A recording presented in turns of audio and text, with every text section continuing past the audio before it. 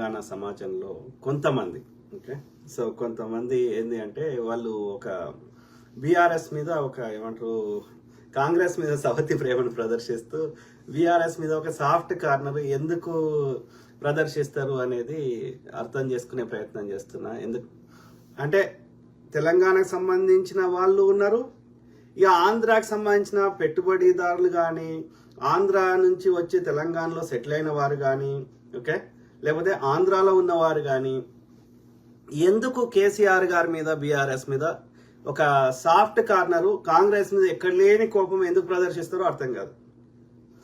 ఆంధ్రప్రదేశ్లో ఏది నాగార్జున సాగర్ యొక్క ఎడమ కాలువనో కుడి కాలువ ద్వారానో నీళ్ళు వస్తున్న ఆంధ్రప్రదేశ్కి నీళ్ళు వస్తుంది కేసీఆర్ గారు కట్టలేదే రైట్.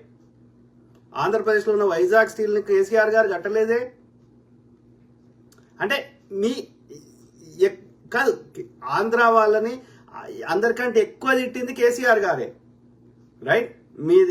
మాది బిర్యానీ, మీది పెండ, ఇట్లా రకరకాలుగా అవమానించింది కేసీఆర్ గారే. మీది సొరకాయ, మాది ఆన్యకాయ, ఇట్లా రకరకాలుగా రైట్. సో ఆంధ్ర వాళ్ళని ఎల్లగొడతామని ఎక్కువ డబ్బులు వసూలు చేసింది ఆంధ్ర పెట్టుబడిదారుల దగ్గర కేసీఆర్ గారే రైట్.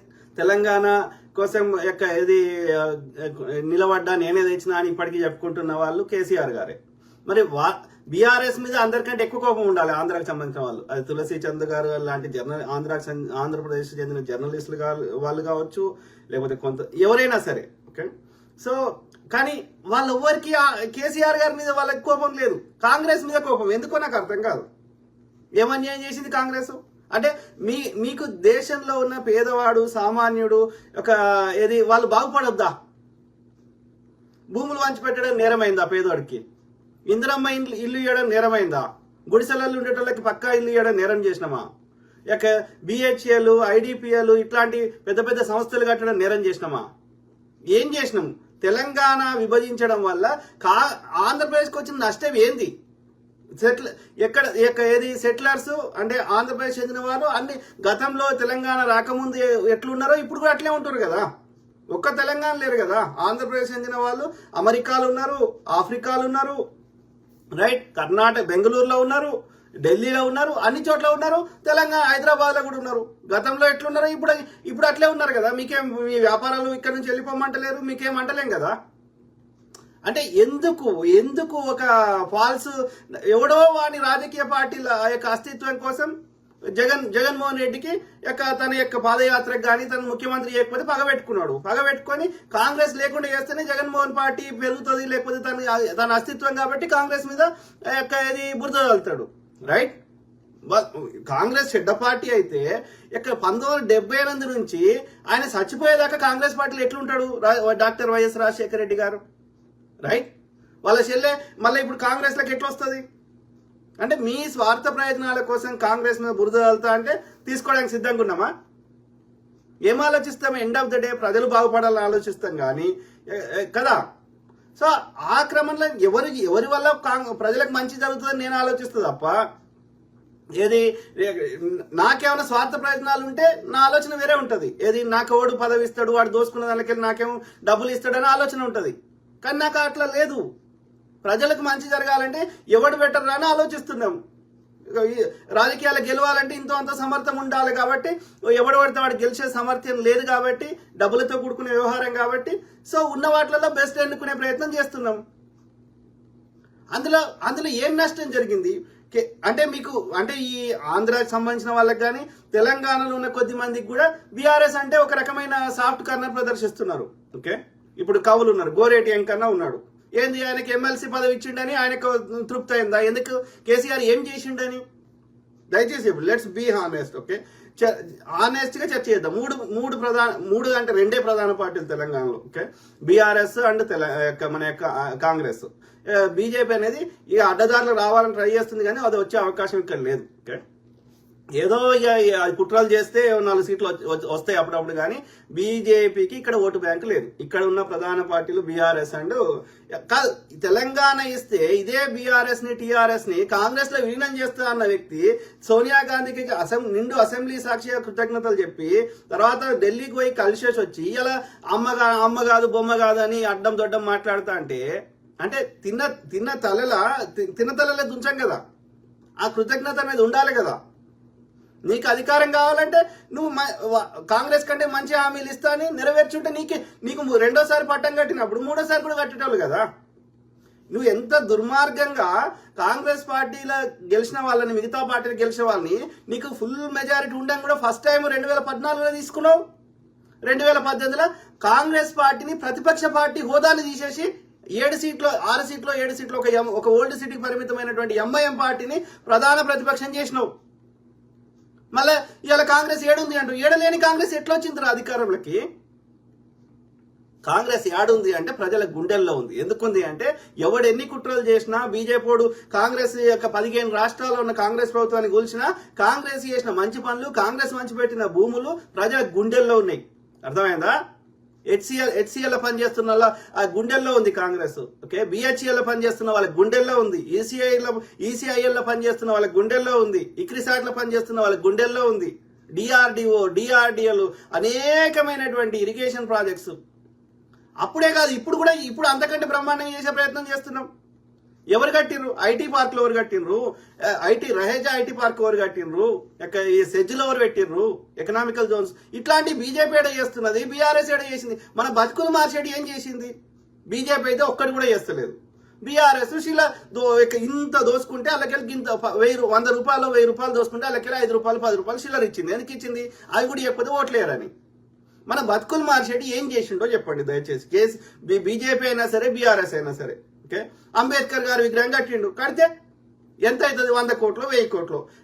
మన విగ్రహాలు కడితే బతుకులు మారుతున్నాయా? ఆయన శివాజీ విగ్రహం కట్టిండు, లేకపోతే అక్కడ పటేల్ విగ్రహం కట్టిండు, ఏం తిండి పెడుతుందా? మనకేమైనా ఉద్యోగాలు వస్తున్నాయా దాంతో? 2000 3000 తోటి లక్షల కోట్లు దోసుకొని 2000 3000 కోట్ల విగ్రహం పెడితే మన బతుకులు మారిపోతాయా? చెప్పండి. కామన్ సెన్స్ లేకుండా పోతున్నది. చెప్పండి. బీఆర్ఎస్ మంచిగా చేస్తే చదువుదాం. బీఆర్ఎస్ 100 హామీలు ఇచ్చిండు, అందులోకి ఎన్ని నెరవేర్చిండు కేసీఆర్ గారు? అడగండి రైతులని. రుణమాఫీ అని కాంగ్రెస్ మీద ఏడుస్తారు కదా. కాంగ్రెస్ ఎంత బడ్జెట్ ఉందో అంత చేసే ప్రయత్నం చేస్తుంది కదా. తక్కువలో ఒక 70% రైతుల కన్నా రుణమాఫీ అందింది కదా. బీఆర్ఎస్ వాడు ఏం చేసిండు చెప్పండి, రైతులను అడగండి పోయి. 4 విడతలు చేసిండు, ఎందరికి ఇచ్చిండు? ఆ 4 విడతలు 4 సార్లు చేసే లోపల ఆ వడ్డీ కలిపితే వాడు ఇచ్చిన దానికి అర్థమే లేకుండా పోయింది. ఒకటేసారి ఇయ్యలే. మనం 2 లక్షలు చేస్తున్నాం. ధనవంతుడికి రైతు బంధు ఇచ్చిండు 600. భూమి అసలు పేదోడు సామాన్య దగ్గర లేనే లేదు. ఆ కాంగ్రెస్ వాడు, లేకపోతే ఆ నక్సలైట్లు, లేకపోతే ఆ కమ్యూనిస్టులు, ఆ భూదాన ఉద్యమంలో ఆ ఇందిరమ్మ తెచ్చిన భూ సంస్కరణ చట్టాల వల్ల ఆ యొక్క ఎస్సీ ఎస్టీల దగ్గర కొంచెం భూమి వచ్చింది. ఎకరము, 1/2 ఎకరం, 2 ఎకరాలు, 3 ఎకరాలు. మీ బీసీల దగ్గర ఏడుంది? ముస్లింల దగ్గర ఏడుంది? మైనారిటీల దగ్గర ఏడుంది? భూమి లేనే లేదు. ఎవరి దగ్గర ఉంది? భూస్వాముల దగ్గర ఉంది. భూస్వాములకు రైతు బంధు ఇచ్చుకున్నాడు. 90% భూమి 5% జనాభా భూస్వాముల దగ్గర ఉంది. భూస్వాములకు లక్షలు ఇచ్చిండు. ఎందుకు ఇచ్చిండు? వాళ్ళ దగ్గర పనిచేసేటువంటి రైతు కూలీలు వాళ్ళందరూ ఓట్లే ఇస్తారు ఈ భూస్వాములని. వాడు ఎంతసేపు ఓటు రాజకీయం, మేము మోడీ అయినా కేసీఆర్ అయినా తప్ప, నా ఓట్లు ఎట్లు వస్తాయని తప్ప ప్రజల బతుకులు మారుద్దామని ఆలోచన. బీజేపీ పాలిత రాష్ట్రాలకు ఏది పేపర్ లీక్లు అవుతాయి, బీఆర్ఎస్లు అవుతాయి. ఇప్పుడు ఎందుకైతే లేవరా చెప్పండి.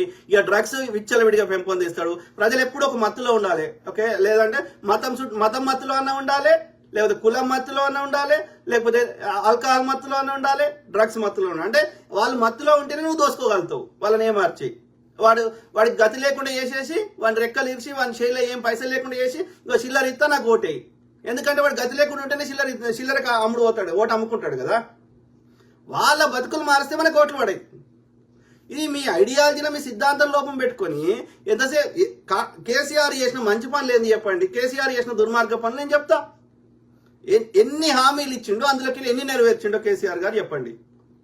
ఇంకా పబ్లిక్ వచ్చి అంటాడు అవునండి ఇచ్చామండి చేయలేదండి అంటే ఎంత సమర్థించుకోవడం. అంటే నేను ఏం చెప్పినా ఎట్టి గోదలు ఇంటారు అన్న ఒక అహంకారం వచ్చేసింది. ఏది తెలంగాణ రాకముందేమో తెలంగాణ విమోచన దినోత్సవం చేయాలని చెప్పి కర్ణాటకలో చేస్తున్నారు అన్నాడు. వచ్చినాకనేమో కేసీఆర్ వచ్చినాక చేయమంటే అది అవసరమే లేదంటాడు. అంటే ఒకసారి సన్న బియ్యం వేయమంటాడు, సన్న వడ్ల వేయమంటాడు, సన్నాలు వేయమంటాడు, ఒకసారి వద్దంటాడు, ఒకసారి వంటమంటాడు, ఒకసారి వనమంటాడు.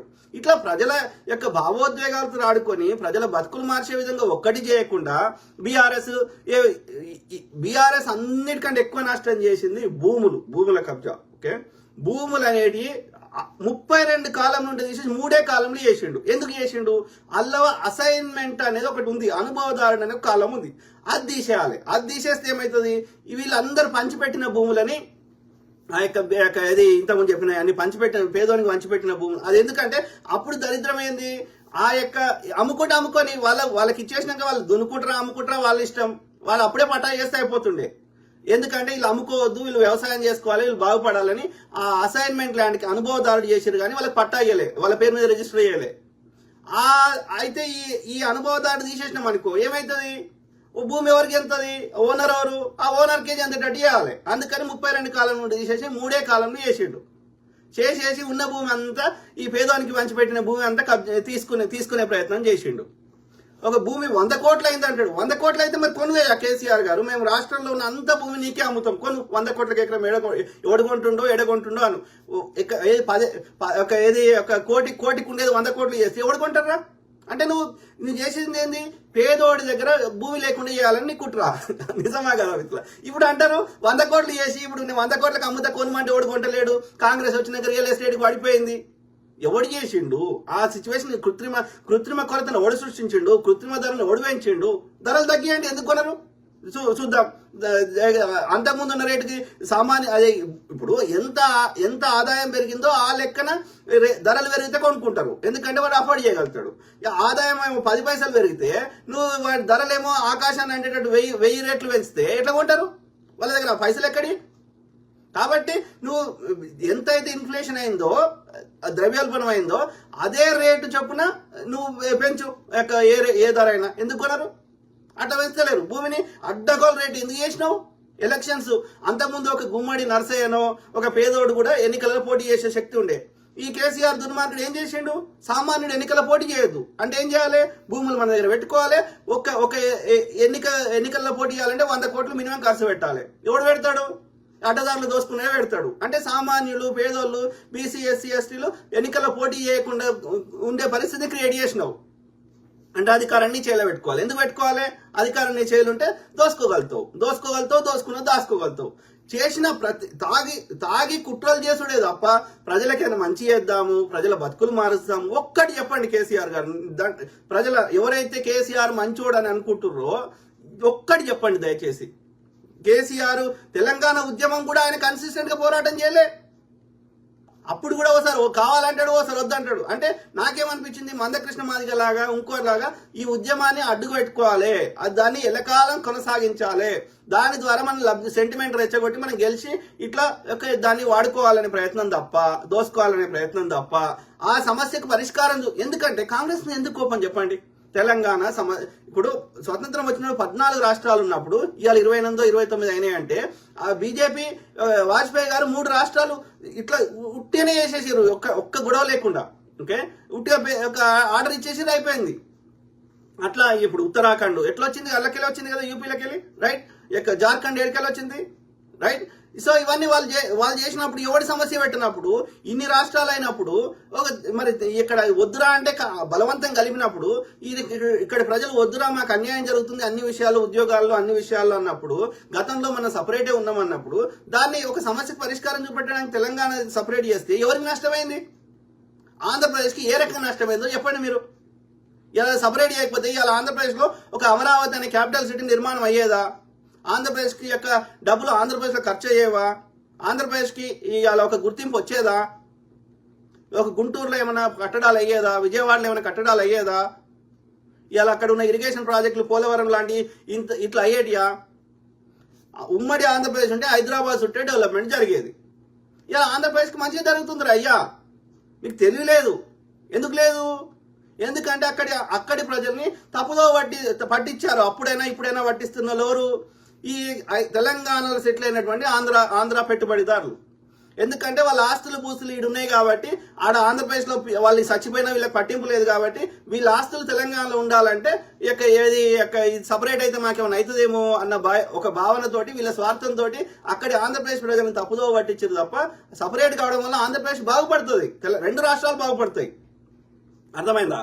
అందుకని ఏం చేసిండు, ఈ చంద్రబాబు నాయుడు కుట్ర చేసి మళ్ళీ మా ఆస్తులకు ఏడ కాంగ్రెస్ వాళ్ళు ఏం చేస్తారు అని రేవంత్ రెడ్డిని తీసుకొచ్చాడు పెట్టిండు. ఎవడొచ్చినా ఏం చేస్తాడు?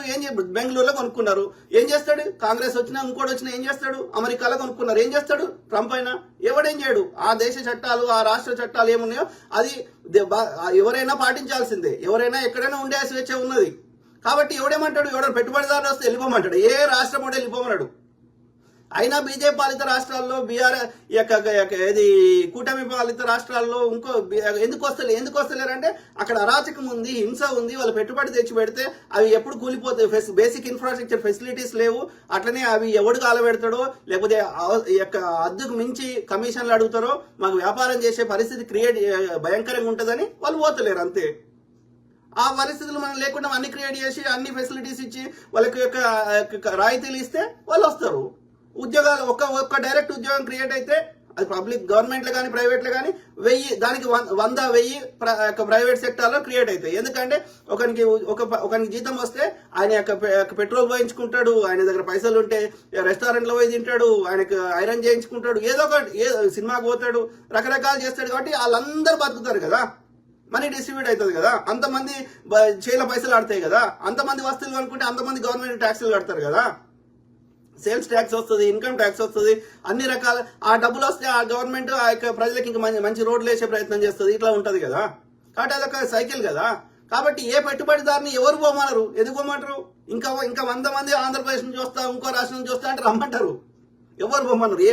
అమెరికా ఏ దేశపోడు పోమన్నాడు? Okay, so simple common sense. Okay, కాబట్టి నేనేమంటున్నా అంటే తెలంగాణలో ఇది ఆంధ్ర ప్రజల గురించి. వాళ్ళకి ఎందుకు చెత్త బీఆర్ఎస్ అంటే నాకేమర్థమవుతుంది, బీఆర్ఎస్ ఉంటే వీళ్ళని దోసుకొని ఇస్తుంది, కాంగ్రెస్ దోసుకొని అది అంతే. అంతకుమించి అడ్డదారులలో దోసుకోవడానికి, డ్రగ్స్ వ్యాపారం చేసుకోవడానికి, ప్రజలకు నష్టం చేయడానికి బీఆర్ఎస్ సహకరిస్తుంది కానీ కాంగ్రెస్ సహకరించదు. ఎందుకంటే ప్రజల మీద ప్రేమ ఉంది కాబట్టి. అంటే వీళ్ళ స్వార్థపరులు మాత్రమే కాంగ్రెస్ ను వ్యతిరేకిస్తారు, బీఆర్ఎస్ మద్దతు ఇస్తున్నారు అనేది మనం గమనించాలి. ఆంధ్రప్రదేశ్ ఉన్న ప్రజలు బీఆర్ఎస్ మద్దతు ఇస్తలేరు. ఆంధ్ర నుంచి వచ్చిన సెటిలర్స్ మాత్రమే కొంతమంది ఇస్తున్నారు వాళ్ళ స్వార్థ ప్రయోజనాల కోసం అనేది ఒకటి మనం అర్థం చేసుకోవాలి.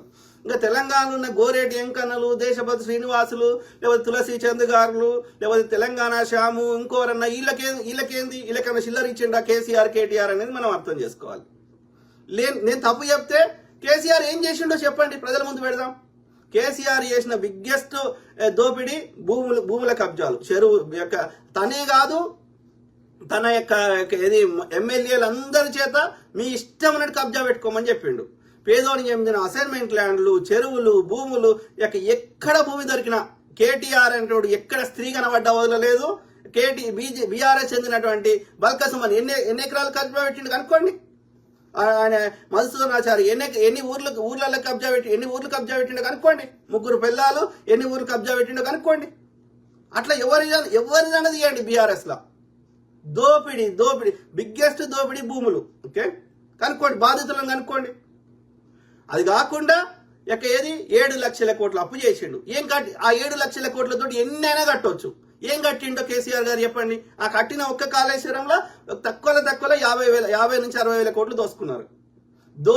అది కాకుండా ఒక్క బీరు బాటిల్ మీద 5 రూపాయలు కమిషన్ తీసుకొని అట్లా ఎన్ని లక్షల కోట్లు దోసుకున్నారో అర్థం చేసుకోండి. మన రాష్ట్రంలో ఎలక్ట్రిసిటీ ప్రొడక్షన్ చేయకుండా పక్క రాష్ట్రం ఛత్తీస్గఢ్ ఇంకో దగ్గర నుంచి కొనుక్కొచ్చి యూనిట్ కి 5 రూపాయలు కమిషన్ తీసుకున్నాడు. ఇట్లా రకరకాలుగా దోపిడీ చేసి దేశంలో ఏ రాష్ట్రంలో ఎన్నికలు జరిగినా ఫండింగ్ చేసే అన్ని పైసలు ఎక్కడి కేసీఆర్ దగ్గర. మరి ఏం చేసిండయ్యా తెలంగాణ ప్రజలకు చెప్పండి, మీకు దండం పెడతా. ఎవడైతే బీఆర్ఎస్ మంచిది సాఫ్ట్ ఏది వాళ్ళకు మద్దతు అన్న వాళ్ళకి చెప్పండి. తెలంగాణ శ్యామ్ రాయ్, నేను చదువుతా. తులసి చంద్ గారు రాయండి, చదువుతా. అంటే మీరు కూడా స్వార్థపరులేనా? ఆలోచించండి మిత్రులు, దయచేసి ఆలోచించండి. ఓకే, ఒక్క అంబేద్కర్ గారి విగ్రహం కడితే తిండి పెట్టది. ఉద్యోగాలు ఇప్పుడు చూడండి. కాంగ్రెస్ ప్రభుత్వం కాంగ్రెస్ మీద పొద్దుగాలేసి వాడు ఇచ్చి ఎన్ని రోజులైంది? డిసెంబర్ 7 తారీఖు 2023లో వచ్చిండు. ఓకే, డిసెంబర్ 2023 డిసెంబర్కి 2024 డిసెంబర్కి ఏడాది. ఓకే, ఇప్పుడు జూన్ అంటే కరెక్ట్ గా 1 year 6 months లేదంటే 1.5 year. ఓకే, ఈ 1.5 year లో 4 నెలలు కేవలం వాడు ఎన్నికల కోడ్ తెచ్చిండు.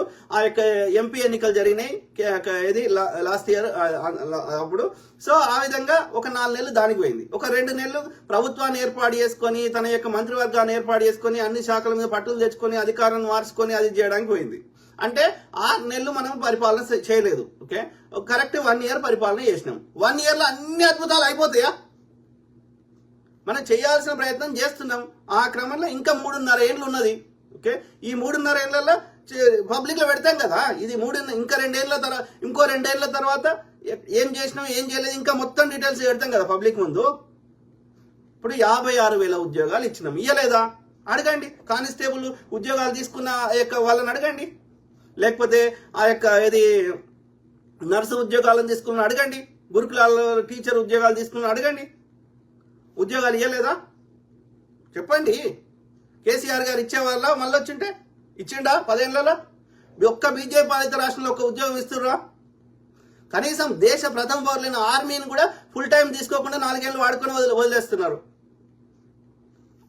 అట్లా చేస్తున్నారు. ఉన్న ప్రభుత్వ రంగ సంస్థలు అన్ని ప్రైవేట్ దోస్తులకి ఫ్రీగా ఇచ్చేస్తున్నాడు మోడీ. సో ఎవడు ఇస్తున్నాడు? గంత పెద్ద ప్రపంచంలోనే 2వ ధనవంతుడని అంబానీ అదాని అంటారు. మరి అదాని ఎట్లా 2వ ధనవంతుడైన మోడీ రాగానే ఫస్ట్ క్వశ్చన్. రెండోది, అమెజాన్ లో ఎంతమంది ఉద్యోగాలు ఉన్నారు, మైక్రోసాఫ్ట్ లో ఎంతమంది ఉద్యోగులు ఉన్నారు, గూగుల్ లో ఎంతమంది ఉద్యోగులు ఉన్నారు, ప్రపంచంలో 2వ ధనవంతుడైన అదాని కంపెనీలలో ఎంతమంది ఉద్యోగులు ఉన్నారు లెక్క పెట్టండి. 14,000 మందో 16,000 మందో, అలా లక్షలు ఉన్నారు. సో ఎక్కడ కంపారిజన్ ఉంది? అందువల్ల ఎవడు బతుకుతున్నాడు? అంటే దేశ ప్రజల సంపద అంతా అదాని పేరు రాసేస్తే అది అయిపోతుందా? వాడు ఉద్యోగాలు క్రియేట్ చేసిండా ప్రైవేట్ సెక్టర్ అయినా? అరే ఎవరేం చేసినారో చెప్పండి. డేటాతో మాట్లాడి తులసి చంద్ గారు డేటా తీసుకురండి. కాంగ్రెస్ పాలనలో ఏమేమి మంచిగా చేసింది, చెడు చేసింది, ఇంకో బీఆర్ఎస్ లో ఏం చేసింది, బీజేపీలో ఏం చేసింది ప్రజల ముందు పెట్టండి. మీరు జర్నలిస్ట్ కదా. కాంగ్రెస్ పెట్రోల్ మీద కేంద్ర ప్రభుత్వం తీసుకునేదేమో ఎక్సైజ్ సుంకం అంటారు, రాష్ట్రం తీసుకునేదేమో వ్యాట్ అంటారు, వాల్యూ యాడెడ్ ట్యాక్స్. ఓకే, ఎందుకంటే కేంద్రం వాడు సర్చార్జ్ చేసినాక, ఆ సుంకం వేసినాక దాని మీదకి వెళ్ళి ఆవిడ ఎంత వేసి డబుల్ ట్యాక్స్ కావద్దని దాని మీద ఎంత వేసిందో దాన్ని బట్టి, ఆ వాల్యూని బట్టి మళ్ళీ దాని మీద మనం రాష్ట్ర ప్రభుత్వం వేస్తాం. ఓకే, సో కేంద్ర ప్రభుత్వం తగ్గిస్తే ఆటోమేటిక్గా ఈ రాష్ట్రం వేసే పర్సెంటేజ్ అంతే ఉంటుంది, కానీ అమౌంట్ తగ్గుతుంది. అంటే ఇప్పుడు 100 రూపాయలు వాడు పెట్రోల్ కేంద్రం మనకి అమ్మేటప్పుడు 100 రూపాయలు అయిందనుకో, అది 35% అవుతుంది, 135 అవుతుంది. అంటే రాష్ట్రం 35 తీసుకుంటుంది. కేంద్రం 80 రూపాయలు చేసింది అనుకో, ఆటోమేటిక్గా అమౌంట్ తగ్గుతుంది, రాష్ట్రం తీసుకునేది అమౌంట్ తగ్గుతుంది. అంటే కేంద్ర కంట్రోల్ ఉన్నది, ప్రైస్ కంట్రోల్. ఓకే, వాడేమంటాడు? కేంద్రం అయితే వాడి సర్చార్జ్ తగ్గియాడంట, కానీ రాష్ట్రం మాత్రం వాడు తీసుకునే పర్సెంటేజ్ తగ్గియాలంట. ఎంత దుర్మార్గం! నువ్వు తగ్గిస్తే ఆటోమేటిక్గా రాష్ట్రం తీసుకునేది తగ్గుతుంది కదా. ఇప్పుడు 100 రూపాయలకి 30% వేస్తే 130 అవుతుంది. 80 రూపాయలకు 30% వేస్తే 24 తీసుకుంటాం, 30 తీసుకోం. అంటే కేంద్రం జుట్టు ఎవరు చేయాలి? కేంద్రం చేయాలి. అదే కాంగ్రెస్ హయాంలో, యూపీఏ హయాంలో ఎంత తీసుకున్నాం? డీజిల్ మీద 3 రూపాయల 50 పైసలు తీసుకున్నాం, పెట్రోల్ మీద ఎంత తీసుకున్నాం? 9 రూపాయలు తీసుకున్నాం ఎక్సైజ్ సుంకం. అదే మోడీ వచ్చినాక ఏం చేసిండు? 9 రూపాయలు 33 రూపాయలు చేసిండు పెట్రోల్ మీద, 3 రూపాయల 50 పైసలు 33 రూపాయలు చేసిండు. 10 రెట్లు అది పెంచిండు, ఇది 3 నుంచి 4 రెట్లు ఇది పెంచిండు. మరి ఈ పైసలను ఏం చేస్తున్నారా అంటే దీనికి లెక్క చెప్పాడు. జిఎస్టీ కాంగ్రెస్ హయాంలో 0 తీసుకుంటే 5 చేసిండు, 5ని 8 చేసిండు, 8ని 12 చేసిండు, 12ని 18 చేసిండు, 18ని 28 చేసిండు. అంటే ఒక 10,000 యొక్క ఫ్రిడ్జో 10,000 యొక్క మైక్రోవేవ్ కొనుక్కుంటే దాదాపు 3,000 రూపాయలు ట్యాక్స్ తీసుకుంటుండే మోడీ. ఎడిపోయినాయి ఇవి? మళ్ళీ అన్ని ట్యాక్సులు జిఎస్టీలకు తేవాలంట. ఎందుకు తేవాలి అంటే అన్నిట్లలో తన ఈ 28% వాటా కావాలంట. అంటే ఎంత మరి ఈ పైసలను ఏం చేస్తున్నాడు? లెక్క చెప్పడంట. పిఎం కేర్ ఫండ్స్ కింద తీసుకున్న పైసలు ఏం చేస్తుండు? లెక్క చెప్పడంట. ఆర్బీఐ దగ్గర దాచిపెట్టుకున్న సొమ్ము తీసుకున్నది ఏం చేస్తుండు? లెక్క చెప్పడంట. ఓకే, ఇవన్నీ కాకుండా దాదాపు 200 లక్షల కోట్లు, ఇవాళ 200 లక్షల కోట్లు అప్పు అయింది. అంటే తక్కువలో ఒక 150 లక్షల కోట్ల దాకా అప్పు చేసిండు. ఈ పైసలు ఏడిపోతున్నాయి? ఏం కట్టిండు? బాక్రానంగల్ లాంటి ఒక ప్రాజెక్టు కట్టిండా? నాగార్జున సాగర్ లాంటి, ఎస్ఆర్ఎస్పి శ్రీరామ్ సాగర్ లాంటి ఇట్లాంటి ఏమన్నా నీటిపారుదల ప్రాజెక్టులు కట్టిండా మోడీ గారు? లేదు బిహెచ్ఎల్, ఐడిపిఎల్, డిఆర్డిఓ, డిఆర్డిఎల్, ఇక్రిసాట్ ఇట్లాంటి ఏమైనా సంస్థలు పెట్టిండా? పోనీ ఒక యూనివర్సిటీలు, ఐఐటీలు, ఐఐఎంలు ఏమైనా కట్టిండా? మరి ఏడిపోతుంది సొమ్ము అంతా? ఇది లెక్క అడిగినా అనుకో, నేను దేశద్రోహిని, నేను హిందువుని కాదు, నేను కమ్మీని, నేను కాంగీని, నేను గొర్రెబిడ్డని, ఇంకోటి. దీనికి ఏం సంబంధం రా? గొర్రెబిడ్డకి నువ్వు తీసుకున్న ట్యాక్స్ లెక్క చెప్పడానికి ఏం సంబంధం రా? ఇది బ్రాహ్మణుడి వ్యవహారం. నాటి నుంచి నేటి వరకు దేశంలో ఉన్న సంపద అంతా గుళ్ళె దాచిపెట్టుకునేటోడు. రాజు దగ్గర ఉండేది కాదు. రాజు ఎట్లా పరిపాలన చేస్తాడు అంటే వీడి నాటి నుంచి నేటి వరకు ఇదే రామాయణం. Very unfortunate. ప్రజల లోపల ఉన్న అమాయకత్వాన్ని, వాళ్ళ యొక్క పేదరికాన్ని, వాళ్ళ చిల్లర కమ్ముడు పోయే వాళ్ళకి పేదరికం ఉంది కాబట్టి చిల్లర కమ్ముడు పోతున్నారు. చదువుకోలేదు కాబట్టి, వాళ్ళకి విషయ పరిజ్ఞానం లేదు కాబట్టి చిల్లర కమ్ముడు పోతున్నారు. ఇంకా దరిద్రం ఏంటంటే చదువుకున్న గాడిది కొడుకులు నెలకి 60,000 లక్ష రూపాయలు తీసుకునేటువంటి టీచర్లు కూడా ఎమ్మెల్సీ ఎన్నికలకు ఓటేరా అంటే నాకు పైసలు ఇస్తే ఓటేస్తా అన్నాడు ఈ ముండ కొడుకులు. అరే నీకు అన్ని పైసలు వస్తున్నాయి కదరా, మళ్ళీ నీ అమ్ముడు పోతే నీకు వాడు పంచిపెట్టినోడు నీకు తీసుకునేటువంటి 3,000 కావచ్చు, ఇచ్చినోడికి నీ ఒక్కరికి ఇయ్యాడు కదా, 1,00,000 మందికి ఇస్తాడు కదా. అంటే ఎన్ని కోట్లు అయినాయి వానికి? 100 కోట్లు 50 కోట్లు ఖర్చు పెట్టిననుకో 50 కోట్లు వారు వస్తుంటారు రాడు. 50 కోట్లకి వాడు 200 కోట్లు సంపాదించాలని ట్రై చేస్తాడు. ఎందుకని? ఈ 50 కోట్లు వీకినవి రికవరీ చేసుకోవాలి, మళ్ళీ వచ్చే ఎన్నికలకి 50 100 మళ్ళీ ఖర్చు పెట్టాలి. ఇవి కాకుండా వాడు మరి పెట్టుబడి ఏడనో అన్నో అప్పు తెచ్చో గిప్పు తెచ్చో పెట్టిండు, ఆ మిత్తి అప్పు తెచ్చినోనికి ఇవ్వాలి. ఇవి కాకుండా వాడు ఎంతో కొంత సంపాదించుకోవాలి. అంటే నీకు 3,000 నువ్వు తీసుకుంటే వాడు 300 కోట్లు సంపాదించుకుంటాడు. మరి ఇట్లా ఈ సంపాదించుకుంటాడు వాడు ఏడు అభివృద్ధి చేస్తారా? వాడు ఎంతసేపు భూములు కబ్జాలు పెట్టాలన్నా, కమిషన్ తీసుకోవాలన్నా, ఇంకోటి ఇవ్వాలన్నా ఆలోచిస్తాడు తప్ప వాడు నీకు విద్యాలయాలు కట్టియాలి, నీకు ఇంకోటి ఇవ్వాలి ఎందుకు ఆలోచిస్తాడు? Common sense. కాబట్టి చదువుకున్న గాడిది కొడుకులను చిల్లర తీసుకున్నాక ఎట్లా దేశం బాగుపడుతుంది? చిల్లర తీసుకోకుండా మన కోసం కష్టపడటానికి ఓటేస్తే ఏమైంది అంటే ఎంతసేపు నా ఒక్కడు మన ఇల్లు మంచుకుంటే చాలు, దేశం ఏడికి పోయినా సరే. మళ్ళీ ఈడే వచ్చేయమంటాడు ఈ చిల్లర తీసుకొని ఓటేసినాడు, అవు నాకు రోడే లేదు, నాకు ఇంకోటి లేదు. ఎట్లా ఎత్తారా? నీకేం హక్కు ఉంది అడిగే హక్కు కదా? వాడు దోసుకుంటాడా? నువ్వు నీకు పైసలు పంచినోడు దోసుకున్నాక నీకు ఏడ వాడికి ఇంకా దోసుకోగా మిగిలంగా నీకు మంచిగా వేయడానికి ఏడ పైసలు ఉంటాయి? ఆకాశానికి రావు కదా, ప్రింట్ చేసేది తీసుకొచ్చేది కాదు కదా పైసలు. రైట్? ప్రజలు కట్టిన ట్యాక్స్ డబ్బులే కదా, ప్రజల దగ్గర పైసలు ఆడితే కదా వాళ్ళు ట్యాక్సులు కట్టేది. కామన్ సెన్స్ అనేది మర్చిపోయిర్రు, దేశం మీద ప్రేమ మర్చిపోయారు. మళ్ళీ జెండా వందనం రోజు ఇక నా దేశం అని ఇక పాటలు పాడతారు, వందే మాతరం, ఇదే ఇక ఎక్కలేని దేశభక్తి ప్రదర్శిస్తారు. ఎందుకంటే ఫోటోలలో దిగాలి. మనం చేసే చేతలలో ఉంటుంది దేశభక్తి, కానీ ఈ యొక్క ఫోటోలు దిగితే ఉండదు. ఆలోచించండి. పాపం పేదోళ్ళు ఆ బహిరంగ సభలకు వచ్చేటోళ్ళు, ఆ రోజు కూలీ ఇస్తా అంటే వచ్చేటోళ్ళని మనం అర్థం చేసుకుంటాం. వాళ్ళకి చదువు లేదు, పాపం పేదరికం ఉంది కాబట్టి వారికి ఆ రోజు 500 రూపాయలు 200 రూపాయలు కూలీ వేయటోళ్ళకి ఆ రోజు 500 1000 ఇచ్చి భోజనం పెడతా, లేకపోతే మందు అలవాటు మందు పోస్తా అంటే పాపం పేదోళ్ళు కాబట్టి వాళ్ళ అజ్ఞానం ఉంది కాబట్టి వాళ్ళకి అర్థం చేసుకోగలుగుతాం వాళ్ళ నిస్సహాయతని. కానీ చదువుకున్న గాడిది కొడుకులు కూడా ఇట్లా ప్రదర్శిస్తే మళ్ళీ ఇదే గాడిది కొడుకులు నాకు తెలిసిన వాళ్ళు కూడా ఏది టీచర్ ఉద్యోగాలు వీళ్ళకి ఇచ్చింది వాడు కాంగ్రెస్ వాడు, అప్పుడైనా ఇప్పుడైనా. కానీ కేసీఆర్ అంటాడు వీళ్ళకి డిఏనో బిఏనో ఏదో పెంచిండు, 42% ఏదో చేసిండు. ఎక్కువ పెంచిండు, వాడు అవలగాడు. ఇప్పుడు పెంచడం వల్ల ఏమైతుంది? ఇప్పుడు ప్రభుత్వానికి భారం పడుతున్నది. ఆ పైసల్ని మనం ప్రజలకు బాగుకొని వాడతాము. వాడు 10 గంటలకు వస్తాడు, గవర్నమెంట్ ఎంప్లాయీ చూడండి మీరు దయచేసి. ఎప్పుడు వస్తాడు? 10 గంటలకు వస్తారు ఆఫీస్కి. 10 గంటలకు వచ్చి ఎన్నింటికి వీక్తారు? మళ్ళీ 10కి వచ్చి 11కి షాయి తాగడానికి పోతారు. షాయి తాగడానికి పోయినాక మళ్ళీ 12 1 గంటలకు ఎంత అవుతుంది? మళ్ళీ తినడానికి ఇంటికి పోతారు. డబ్బా తెచ్చుకొని అనేది తినొచ్చు కదా. ఇంటికి పోయి ఎప్పుడు వస్తారు? 2కి పోయి 3కి 3:30కి వస్తారు. వచ్చేప్పుడు పోతారు, మళ్ళీ గంటన్నర 2 గంటలు వీక్తారు.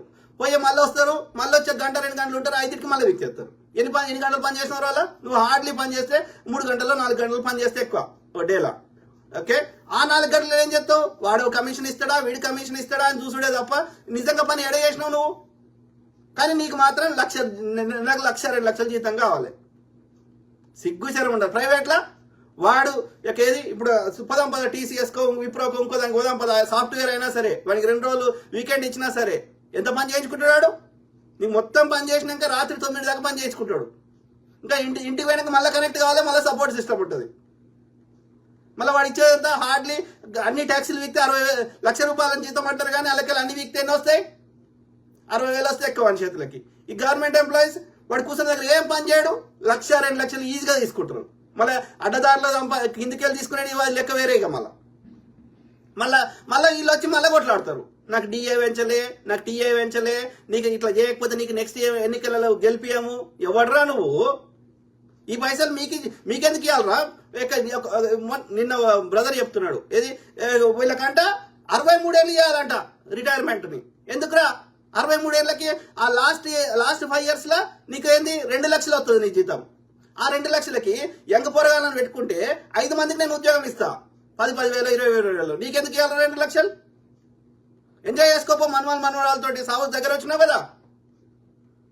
సిగ్గు శరం లేదు. అబ్యూజ్ కదా. యంగ్ పిల్లలకు ఉద్యోగాలు రావద్దా? 58 ఏళ్ళకి రిటైర్మెంట్ ప్రకటిస్తే పోనీ 50 ఏళ్ళు కష్టపడ్డావు కదరా, 30 ఏళ్ళు 40 ఏళ్ళు మనవరాలు సాగు దగ్గర వచ్చినావు, మనవరాలతో ఎంజాయ్ అయ్యి తీర్థయాత్రలకు ఏం చేసుకుంటావు? పైసలు ఏదో ముసలోడు సంపాదించి ఏం చేసుకుంటావు? పోయేటప్పుడు తీసుకోవతావా? ఎవరికోవనికి ఇచ్చి పీకేదే కదా. అంటే కామన్ సెన్స్ అనేది మర్చిపోయిర్రు. Very unfortunate. నా ఇల్లు మంచిగా ఉంటే చాలు, పక్కోడు ఏడకన్నా పోని, మళ్ళీ వీడియో వచ్చింది ఉపన్యాసాలు ఇస్తాడు, దేశం బాగుపడలేదు అంటారు. ఎంత అబ్యూజ్ అంటే వెరీ అన్ఫార్చునేట్. ఓకే, కాబట్టి ఆలోచించమని కోరుతున్నా. ఈ అంటే ఇక్కడ ఏమర్థమవుతుంది ఈ చర్చల ద్వారా మనకి, చిల్లర మనకి చిల్లర ఇవ్వకపోతే కథం, ఇక బురదదాలుడే. ఇక నీ ఒక్కని కోసమే ఆలోచిస్తారా? ఏ ప్రభుత్వమైనా, ఇంక్లూడింగ్ అమెరికా ప్రభుత్వమైనా, అమెరికాలో అందరి పౌరులకి ప్రభుత్వ ఉద్యోగాలు ఇవ్వగలుగుతుందా? ఏ దేశం ఇవ్వలేదు. అట్లా అన్ని డబ్బులు ఎక్కడి, అన్ని ఉద్యోగాలు ఇచ్చే పైసలు ఎక్కడి గవర్నమెంట్ దగ్గర? సాధ్యం కాదు. కాబట్టి ఎవరికైనా సరే వాళ్ళకి సెల్ఫ్ ఎంప్లాయ్మెంట్ కానీ, తక్కువ వడ్డీకి రుణాలు కానీ, వాళ్ళకి ఎవరైనా స్కిల్ డెవలప్మెంట్ ట్రైనింగ్ కానీ ఇచ్చి వాళ్ళంతటా వాళ్ళు బతికేటట్టు, వాళ్ళంతటా వాళ్ళు వ్యాపారం చేసుకునేటట్టు ఆ వాతావరణాన్ని కల్పించడం జరుగుతుంది. కానీ అందరికి ప్రభుత్వ ఉద్యోగాలు ఇవ్వలేము. అట్ ద సేమ్ టైం అందరికి పదవులు ఇవ్వగలుగుతామా? పార్టీలు ఉన్న వాళ్ళందరికీ ఇవ్వలేము. కాబట్టి వాళ్ళకి పార్టీలో పదవులు ఇవ్వకపోయినా ఇంకోటి ఏదైనా ఇస్తారు. కాబట్టి ఒకటి ఏంటంటే, ఒక 50% వాళ్ళు ఏమన్నా అమ్ముకుంటారా, లాబింగ్ చేసుకుంటారా, ఏమన్నా చేసుకొని, కానీ ఒక 50% మాత్రం నిజంగా కష్టపడ్డ కార్యకర్తలకి, అట్లాంటి వాళ్ళకి ఏదో పదవో లేకపోతే వాళ్ళకి ఏదైనా ఇందిరామయంలో ఏదో ఒకటి లబ్ధి చేకూర్చే విధంగా చేయాలని నేను సీఎం గారికి, అట్లనే ఇంకా కాంగ్రెస్ లో ఉన్న పెద్ద నాయకులకి రిక్వెస్ట్ చేస్తున్నాను. ఓకే, సో ఆలోచించండి మిత్రులారా. అంటే మనం మాట్లాడితే ఏదైనా మీనింగ్ఫుల్ మాట్లాడాలి. ఎంతసేపు కాదు దీని మీద బురదాలి మళ్ళీ బీఆర్ఎస్ నో లేకపోతే బీజేపీనో తీసుకొస్తారు. ఏమవుతుంది? పోదాం బీజేపీ పాలిత రాష్ట్రంకి. ఎట్లున్నది? మంచిగుందా? ఒక్క బీజేపీ పాలిత రాష్ట్రం పోదాం. ఓకే, కర్ణాటక బీజేపీ ఉన్నప్పుడు మంచిగుందా? ఇవాళ మంచిగుందా? ఎంత మందిని ఘోరంగా చంపుతారు. ఇవాళ ఆంధ్రప్రదేశ్లో చిన్న పాపని ఎంత ఘోరంగా చంపుతున్నారు. ఇదే కేసీఆర్ గారి హయాంలో ఎట్లా ఘోరంగా చంపారు. ఇద్దరు బ్రాహ్మణ వాళ్ళని ఎందుకని వాళ్ళు కేసులు వేసారు. ఏమని కేసులు వేసారు? భూములు కబ్జా పెడుతున్నారని కేసులు వేసారు. ఇద్దరు బ్రాహ్మణ న్యాయవాదులు సంపేపించిండు హరీష్ రావు పుట్టమాల ద్వారా. ఇది అరాచకం. మీ దోపిడీని అడ్డుపడితే వారికి దేశద్రోహాన్ని ముద్రేస్తున్నారు, లేకపోతే వాళ్ళని చంపేస్తున్నారు. ఏం కల్చర్ ఇది? ఏం అరాచకం? ఆంధ్రప్రదేశ్లో పోలీసులు నడి రోడ్డు మీద ఎట్లా పడుతున్నారు? పోలీసులకు కొట్టే అధికారం లేదు. వాళ్ళు అరెస్ట్ చేయొచ్చు, ఎవడన్నా తప్పు చేస్తే అరెస్ట్ చేయొచ్చు. పోలీసులకు ఒకే ఒక్క సందర్భంలో కొట్టే అధికారం పోలీసులకు కదా, ఎవరికైనా సామాన్యుడికి కూడా ఒకే ఒక్క సందర్భంలో అధికారం ఉంటుంది. వాడు మనల్ని కొడుతుంటే మన ఆత్మరక్షణ కోసం తిరిగి కొట్టాల్సింది ఉంటది. కానీ అక్కడ వీడియోలు రిలీజ్ చేశారు కదా ఆంధ్రప్రదేశ్లో, పోలీసులు నడి రోడ్డు మీద కొడుతున్నారు. వానికి ఏం అధికారం ఉంది? అరెస్ట్ చేయి, తప్పు చేస్తే అరెస్ట్ చేయి, కేసు నమోదు చేయి, కోర్టులో ప్రవేశపెట్టు. న్యాయవాది తప్పు అని నిర్ధారించి శిక్ష వేస్తే వేయని, ఆ న్యాయవాది శిక్ష చేసినట్టుగా ఉంటది. ఈవెన్ లాకప్ లో కూడా, రిమాండ్ లో పెట్టినప్పుడు కూడా పోలీసులకి ఒక్క సింగిల్ దెబ్బ కూడా కొట్టే అధికారం లేదు. దానికి కూడా స్పెషల్ పర్మిషన్ తీసి ఇన్వెస్టిగేషన్ లో భాగంగా అతను నిజాలు చెప్పకపోతే దానికి కొన్ని ప్రొసీజర్స్ ఒక డాక్టర్ సమక్షంలో ఆ ప్రొసీజర్ ప్రకారమే అది కెమెరాల ముందే చేయాల్సి ఉంటుంది. అది కూడా న్యాయవాది పర్మిషన్ తీసుకొని. కానీ వీళ్ళు డైరెక్ట్ వచ్చి రోడ్డు మీద కొట్టే హక్కు ఏ పోలీసానికి లేదు. వాళ్ళ ఉద్యోగాలు తీసేయాలి. కానీ ఎవరు తీసేయాలి? తెలంగాణలో ఇప్పుడు మొన్న ఒక రైతుని నెట్టేస్తే అది అక్కడ విషయం తెలుసుకుంటే ఈ ల్యాండ్ నాది అది ఇది అంటే పొండి, మేము కంప్లైంట్ ఇచ్చి పొండి, మేము చూస్తామంటే ఆయన ఇష్టం ఉన్నట్టు బూతులు తిడుతుంటే ఆయన నెట్టేసిండంట పోలీస్ ఆయన. అయినా కానీ మనం ఊరుకోలే కదా. ఆ పోలీస్ అధికారికి అట్లాంటి అధికారం లేదు కాబట్టి మనం చర్యలు తీసుకున్నాం, ఆయన సస్పెండ్ చేయడం జరిగింది. కాబట్టి నేను ఏమంటున్నా, పోలీసు వారికి రాజ్యాంగం మీద పూర్తి అవగాహన ఉన్నోళ్ళనే పోలీసులుగా నియమించాలి. అంటే చిన్న కానిస్టేబుల్ అయినా సరే వాడు కనీసం గ్రాడ్యుయేట్ కాకుండా 15వ తరగతో 16వ తరగతో చదవకుండా అట్లాంటి వాళ్ళకి చిన్న కానిస్టేబుల్ ఉద్యోగం కూడా ఇవ్వద్దు. ఎందుకంటే అది కేవలం ఫిజికల్ స్ట్రెంత్ కాదు. ఫిజికల్ స్ట్రెంత్ అవసరం లేదు ఈ రోజులలో. ఎందుకంటే అన్ని గనులు వచ్చేసినాయి. ఒకప్పుడు దేహదారుఢ్యం ఉండాల్సిన అవసరం ఉంది. కానీ ఇప్పుడు పోలీసులకి మహిళలైనా కంఫర్టబుల్ గా పోలీసు ఉద్యోగం చేయొచ్చు. ఓకే, కాబట్టి మనకు కావాల్సింది బుద్ధి బలమే కావాలి. అంటే రాజ్యాంగం మీద చట్టం మీద పూర్తి అవగాహన ఉండాలి. ఎందుకంటే నీకు కంప్లైంట్ చేస్తే అది తప్ప రైటా మినిమం అవగాహన లేకుండా నువ్వు ఎట్లా కేసు రిజిస్టర్ చేస్తావు? కాబట్టి రాజ్యాంగం మీద పట్టు ఉండాలంటే సార్ చదువుకోవాలి. కాబట్టి కంపల్సరీగా 15వ తరగతి చదువుకొని ఆ తర్వాత పోలీసు దాంట్లో ట్రైనింగ్ తీసుకునేటప్పుడు కంపల్సరీగా రాజ్యాంగం గురించి ఒక నెలనో 2 నెలల్లో 3 నెలల్లో 15 రోజుల్లో ఆ డిప్లొమానో ఏదో కోర్సు చేస్తేనే వాళ్ళని అప్పుడు పోలీస్గా రిక్రూట్ చేసుకోవాలి. ఎందుకంటే వాళ్ళు చట్టం గురించి అవగాహన లేకుండా వాడు చట్టాన్ని ఎట్లా రక్షిస్తాడు? అందరు చట్టాలు పోలీస్ అంటే ఏంది? Law enforcement officer. Law enforce అంటే రాజ్యాంగాన్ని అందరూ అమలు చేస్తున్నారా లేదా అని చూసేటోడు పోలీసోడు. ఆడు తప్పు చేసిండా రైట్ చేసిండా నిర్ణయించేటోడు జడ్జి. మన తరఫున మనం చేసిన ఆధారాలు నేను చేసింది న్యాయమా తప్ప అనేది కోర్టు ముందు జడ్జి ముందు ప్రవేశపెట్టి చూపెట్టేటోడు న్యాయవాది. న్యాయం గురించి మన తరఫున వాదించేవాడు. అర్థమైందా? సో చెప్పండి, హానెస్ట్గా చెప్పండి. అంటే నాకు ఏమర్థమవుతుంది ఇక్కడ ఓవరాల్ స్టోరీ? ఎవ్వని సావిత్రి ఉంది, ఆమె ఏదో వ్యభిచారం చేసుకుంటుంది, హై క్లాస్ వ్యభిచారం చేసుకుంటుంది, 4 పైసలు సంపాదించింది. ఆమెనే కాదు, సావిత్రే కాదు, జర్ర అందంగా ఉన్న స్త్రీలు అందరూ ఇప్పుడు గదే చేస్తున్నారు. మంచిగా ఏది వాళ్ళ ముఖాలు యొక్క మేకప్ తీసేసి చూస్తే ఎవరి వాళ్ళ ముఖాలు చూడబుద్ది కాదు, ఇంక్లూడింగ్ సావిత్రి అని. సావిత్రి అని పేరు, ఒరిజినల్ పేరు శివజ్యోతి. సో అట్లాంటి వాళ్ళు ఓకే, అందరు ఏం చేస్తున్నారు? మొత్తం గడ్డం గీక్కొని మొగన్ లెక్క అన్ని తీసుకొని మొత్తం మేకప్ దడ్డించుకొని ఈ యొక్క చిన్న చిన్న బట్టలు తొడల పైకి వేసుకొని ఇట్లా ఎందుకు చేస్తున్నారు? ఎందుకంటే ఎవడన్నా అట్రాక్ట్ అవుతాడేమోనే కదా, అంతే కదా. సో దాదాపు ఇప్పుడు జర్ర అందంగా ఉంటే 4 పైసలు సంపాదించుకుందని హై క్లాస్ వ్యభిచారం నడుస్తున్నది వాళ్ళది. ఇట్లాంటి వాళ్ళు అందరు బీఆర్ఎస్కి ఎందుకు సపోర్ట్ చేస్తారు? ఇప్పుడు ఇది గులాబీ రెక్కలు రెమ్మలు పొమ్మలు అనేది పాట పాడతారు కదా ఎవరు? అందరు యాక్టర్లు ఎందుకు పాడుతున్నారు? అంటే బీఆర్ఎస్ వాడు చిల్లర ఇస్తాడే కదా అన్నట్టే కదా. చిల్లర ఇస్తాడు, పెద్ద చిల్లర ఇస్తాడు, వీళ్ళ సుఖ పెడతాడని అర్థం, అంతే కదా. బిత్తిరి సత్తిగాడు ఏమవాడు మాట్లాడే భాషనే, అది ఏం భాషనో ఏ ఊర్లో మాట్లాడతారో అది భాష ఎవరికి అర్థమయ్యే సావది. వాడు వాడే పదజాలాలు మన తెలంగాణలో, ఆంధ్రాలో కంటే అర్థం కదా, అండర్స్టాండ్. తెలంగాణలో కూడా అది వన్ పర్టికులర్ ఊర్లో మాట్లాడతారేమో ఆ భాష, కానీ అంతటి తెలంగాణలో సేమ్ యాక్సెంట్ ఏమి ఉండదు. ఓకే, కరీంనగర్లో మాట్లాడేది వేరే ఉంటుంది, నిజామాబాద్లో వేరే ఉంటుంది, ఇంకో దగ్గర నల్గొండలో మాట్లాడేది వేరే ఉంటుంది. అయినా సరే ఆడేదో నత్తిరి భాష ఏదో పెట్టుకున్నాడు, బిత్తిరి భాషను. ఓకే, పెట్టుకున్నాడు. మళ్ళీ వానికి కోపం కాంగ్రెస్ మీద. I don't understand. అంటే నాకు ఒకటే అర్థమవుతుంది, వీళ్ళందరూ చూస్తే తెలంగాణ శ్యామ్ పొద్దుగా లేస్తే పబ్లిక్ ఇష్యూస్ మీద కొట్లాడతాడు, కానీ ఎక్కడనో బీఆర్ఎస్ మీద ఎన్నో సాఫ్ట్ కార్నర్ కనిపిస్తుంది. ఎందుకో నాకు అర్థం కాదు. తులసి చంద్ అయితే ఆమె ఆంధ్ర ఆమె కాబట్టి ఆంధ్ర అయినా ఆమె తెలంగాణ సెటిల్ అయింది కదా. ఆమెకు అంటే బీఆర్ఎస్ ఏమైనా పైసలు ఇచ్చిండు వీళ్ళందరికీ? ఐ డోంట్ నో, ఆలోచించాల్సిన విషయం. ఓకే, దేశపతి శ్రీనివాసు, గోరేటి వెంకన్న, ఇక సినిమా ఈ టీవీలలో పనిచేసే యాక్టర్లు ఎందుకురా ఇంతమందికి బీఆర్ఎస్ ఎంపీ కిందని. సరే, ఏది ఏమైనా నేను ఒకటి చెప్పదలుచుకున్నా. ఇప్పుడున్న ఏది 1.5 year అయింది. మనం హార్డ్లీ 1 year పరిపాలించడం, చేయాల్సిన పనులు చాలా చేస్తున్నాం. వాటి పూర్తి ఫలితాలు అందడానికి టైం పడుతుంది. ఉన్న బడ్జెట్లో ఎంత చేయాలనో అంతకంటే ఎక్కువనే చేసే ప్రయత్నం చేస్తున్నాం. మన దరిద్రం ఏంటంటే కేంద్రంలో కాంగ్రెస్ ఉండుంటే, యూపీఏ కానీ ఇది ఉండుంటే ఇంకా మనకి కేంద్రం నుంచి రావాల్సిన నిధులు కానీ, అప్పులు తీసుకునే ఫెసిలిటీస్ కానీ, లేకపోతే కేంద్ర ప్రాజెక్టులు కానీ ఎక్కువ వచ్చేటి. ఈ బీజేపీ ఉండడం వల్ల కాంగ్రెస్ కి చెడ్డ పేరు రావాలని, కాంగ్రెస్ ఏం చేయకూడదని మనకి ఒక్క అప్పు పుట్టకుండా చేసే ప్రయత్నము, మనకి కేంద్రం నుంచి రావాల్సినవి రాకుండా చేయడము, అనేక రకాల ఇబ్బందులు పెట్టే ప్రయత్నం బీజేపీ ప్రభుత్వం చేస్తున్నది. రాష్ట్రంలో బీఆర్ఎస్ వస్తే మనకి ఏ నొప్పి కాదు, కానీ కాంగ్రెస్ రావద్దు. కాంగ్రెస్ ముక్త భారత్ కావాలి. వాని ఎజెండా ఏంది? మనమేమో ఇందిరాగాంధీ ఏమన్నది? గరీబీ హటావో అన్నది, పేదరిక నిర్మూలన అన్నది. పేదరిక ముక్త భారత్ అని మనం అంటున్నాం.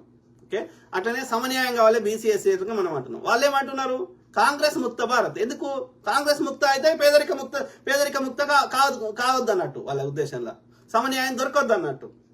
అంటే ఎంత దుర్మార్గమో, అంటే ఏ దారైనా వెతుక్కుంటారు కాంగ్రెస్ తీసేయడానికి. ఎందుకంటే కాంగ్రెస్ తీసేస్తే పేదోడు సామాన్యుడు బతకడు. వాని మనువాదాన్ని ఫుల్ ఇంప్లిమెంట్ చేయొచ్చు.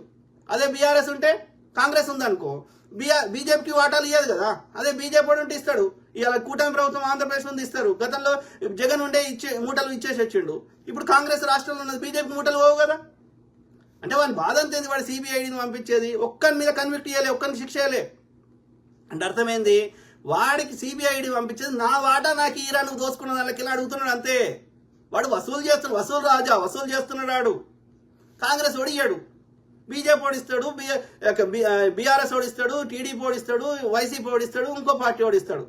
సో అంటే కేంద్రంలో వాడు ఉండాలి, దోసుకోవాలి.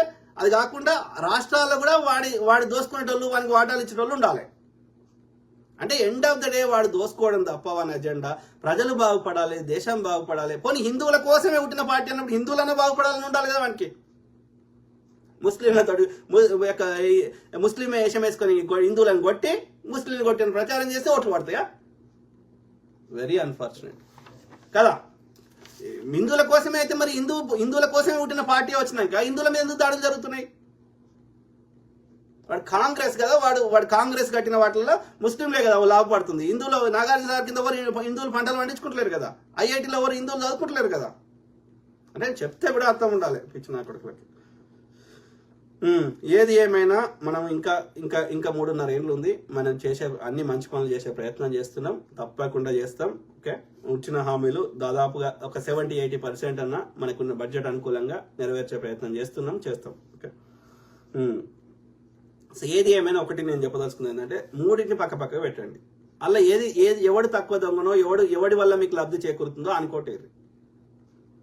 Simple, let's make it simple. Okay, so అట్లనే కాంగ్రెస్ కి 76 సీట్లు ఉన్నాయి. బీఆర్ఎస్ లో ఒక ఆయన చనిపోయింది, మాగుంటి గోపీనాథ్ నిన్న చనిపోయింది కాబట్టి అది ఒకటి వేకెంట్ ఉంది. సో 27 ఉన్నాయి బీఆర్ఎస్ కి. ఎంఐఎంకి 7 సీట్లు ఉన్నాయి, బీజేపీకి 8 సీట్లు ఉన్నాయి. అంటే 70 అంటే దాదాపు ఒక 60-70% ఓట్లు సీట్లు కాంగ్రెస్ కు ఉన్నాయి. ఈ 5 ఏళ్ళు అయితే వాళ్ళు ఏం పీకేది లేదు. ఈ 5 ఏళ్ల తర్వాత కూడా నెక్స్ట్ టర్మ్ కూడా కాంగ్రెస్ వస్తుంది, ఎందుకంటే మనం మంచిగా చేస్తున్నాం కాబట్టి. పక్క పెట్టి కంపేర్ చేయమని అడుగుతున్నాం. ఓకే, డేటాతోనే మాట్లాడదాం, గాలి మాట్లాడద్దు. ఓకే, సో ఆ క్రమంలో 2-3 కాంగ్రెస్ ఏం చేసింది చూసినాక మీ కామెంట్ అవుతాం. ఐడియా ఉండాలి కదా, లేకపోతే పొద్దుగాలు వేస్తే బుద్ధగాలతో అంటే కలవదు కదా. కాంగ్రెస్ ఏం చేసింది నేను అనేది గతంలో గురించి చెప్తలే, గతంలో గురించి చాలా చెప్పిన 70 ఏళ్ళలో ఏం చేసింది, ఇప్పుడు 70 ఏళ్ళ గురించి చెప్తలే, ఈ 1 ఇయర్లోనే చెప్తున్నా. రైతు రుణమాఫీ, ఓకే, దాంట్లో కూడా బురద తాగుతారు. నాకు తెలిసినంత వరకు 2 విడతలు చేసినాం, దాదాపు ఒక 70% మంది రైతులకైతే రుణాలు మాఫీ అయినాయి.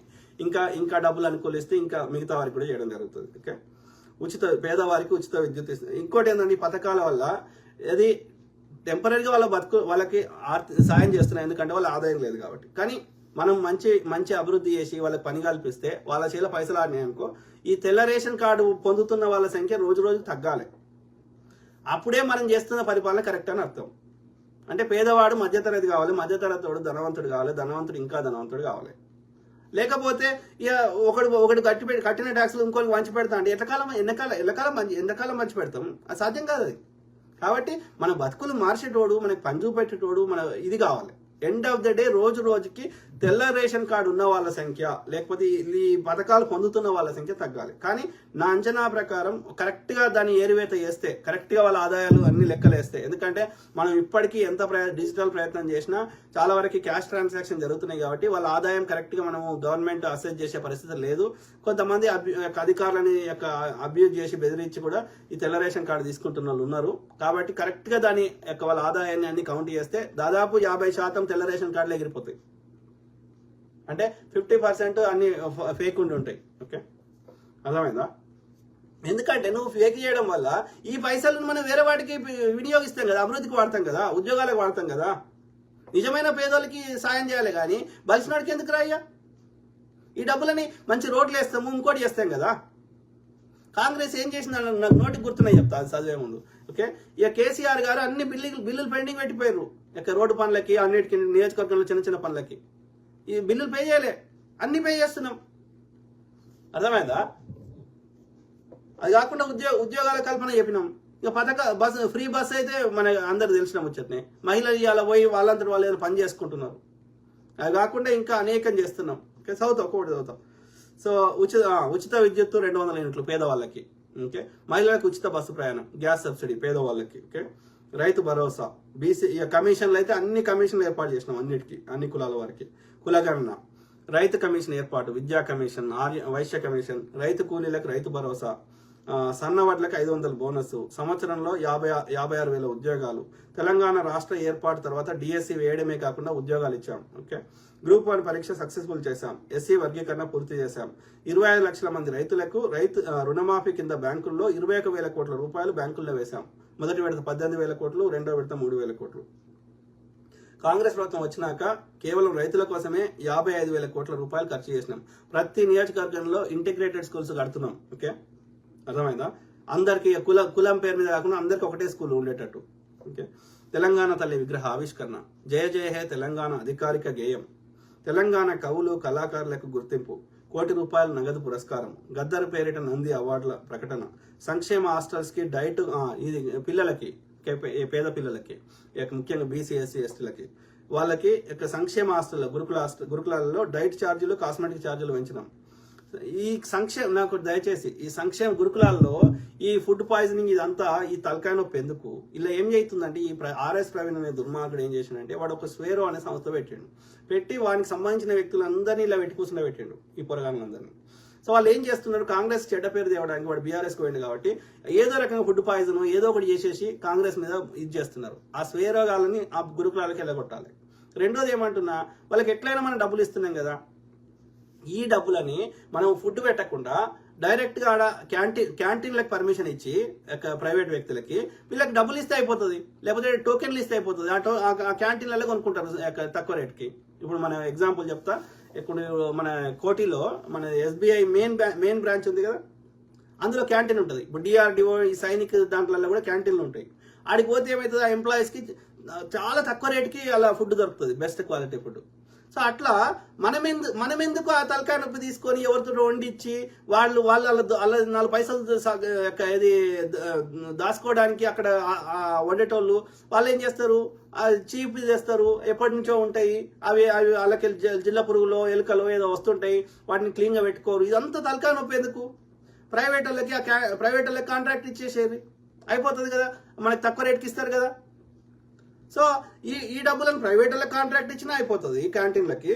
లేదు అంటే పిల్లలకి పైసలు ఇస్తే వాళ్ళే కొనుక్కుంటారు వాళ్ళకి నచ్చిన దగ్గర, ఆ క్యాంటీన్లను గురుకులాలు అలో చేస్తే. మనం ఎందుకన్నా తలకాయ నొప్పి పెట్టుకొని వాడు ఫుడ్ పాయిజన్ చేసిండి, ఇది అంతే ఎందుకు? మనకి పెద్ద కాస్ట్ కూడా అంతే అవుతుంది, పెద్ద డిఫరెన్స్ ఏం కాదు. ఎందుకంటే ఎవరిని కంట్రోల్ చేస్తాం, ఎన్ని గురుకులాలను కంట్రోల్ చేస్తాం? డెఫినెట్లీ అక్కడ 4 పైసలు వాళ్ళు మనం వాటికి దేనికోసం ఖర్చు వెండర్లకు ఇచ్చినామో వాళ్ళు మిగుల్చుకునే ప్రయత్నం చేస్తారు, పిల్లలకు క్వాలిటీ పెట్టరు. సో ఈ కంట్రోల్ మన శైలకెళ్ళి తీసేస్తే అయిపోతుంది కదా. వాళ్ళకి నచ్చిన దగ్గర 4 క్యాంటీన్లు అలో చేసినాం అనుకో, ప్రతి గురుకులంలో వాళ్ళకి నచ్చిన దగ్గర కొనుక్కుంటారు పిల్లలు. వాళ్ళకి డబ్బులు ఇచ్చినా సరే, లేకపోతే టోకెన్లు ఇచ్చినా సరే, లేకపోతే వాళ్ళకి ఫ్రీగా మంచి క్వాలిటీ ఫుడ్ పెట్టేటట్టు ప్రైవేట్ వ్యక్తులకు చేస్తే మన కంట్రోల్ మన శైలకెళ్ళి తీసేస్తే అయిపోయింది కదా. ఎట్లయినా అంతే ఖర్చు వస్తుంది కదా. ఆలోచించండి సీఎం గారు ప్లీజ్. సంక్షేమ హాస్టల్లో పిల్లల కోసం మటన్ నెలకు 2 సార్లు, చికెన్ 4 సార్లు పెట్టాలని నిర్ణయం తీసుకున్నాం. మనం ఏం పెట్టాల్సిన అవసరం లే, వాళ్ళకే టోకెన్, వాళ్ళకే డబ్బులు ఇస్తే వాళ్ళే కొనుక్కుంటారు. ఓకే, క్యాంటీన్లను వాళ్ళకి అలో చేస్తే అయిపోతుంది. దావోస్ పర్యటనలో గత సంవత్సరం ఇప్పుడు కలిసి సుమారు 2,20,000 కోట్ల రూపాయల పెట్టుబడులు తీసుకొచ్చాం. ప్రతి నియోజకవర్గంలో అభివృద్ధి కోసం సుమారు 15 నుంచి 20 కోట్ల నిధులు విడుదల చేశాం. దాదాపు నేను బిల్లులు వాళ్ళకి కొంతమంది అడిగారు, అన్న నాకు ఈ బిల్లులు ఇది చేసిన సర్పంచ్లు వీళ్ళు పనిచేస్తారు కదా, సో ఈ కాంట్రాక్టర్లు, సో 70 కోట్లు 100 కోట్లు ఇట్లా కూడా వాళ్ళు బిల్లులు అంటే దే ఆర్ రిక్వెస్టింగ్. అంటే అర్థమైంది, మనం ఎంత అయితే అంత వాళ్ళకి బిల్లులు పే చేస్తున్నాం. ఓకే, దాదాపు 10,000 కోట్ల వరకు ఈజీగా చేసినాం ఇప్పటివరకే ఈ 1 ఇయర్లోనే. అంటే అన్ని పనులు మనకు మంచి రోడ్లు, మంచి ఫెసిలిటీస్ అన్ని అందుతున్నట్టే కదా.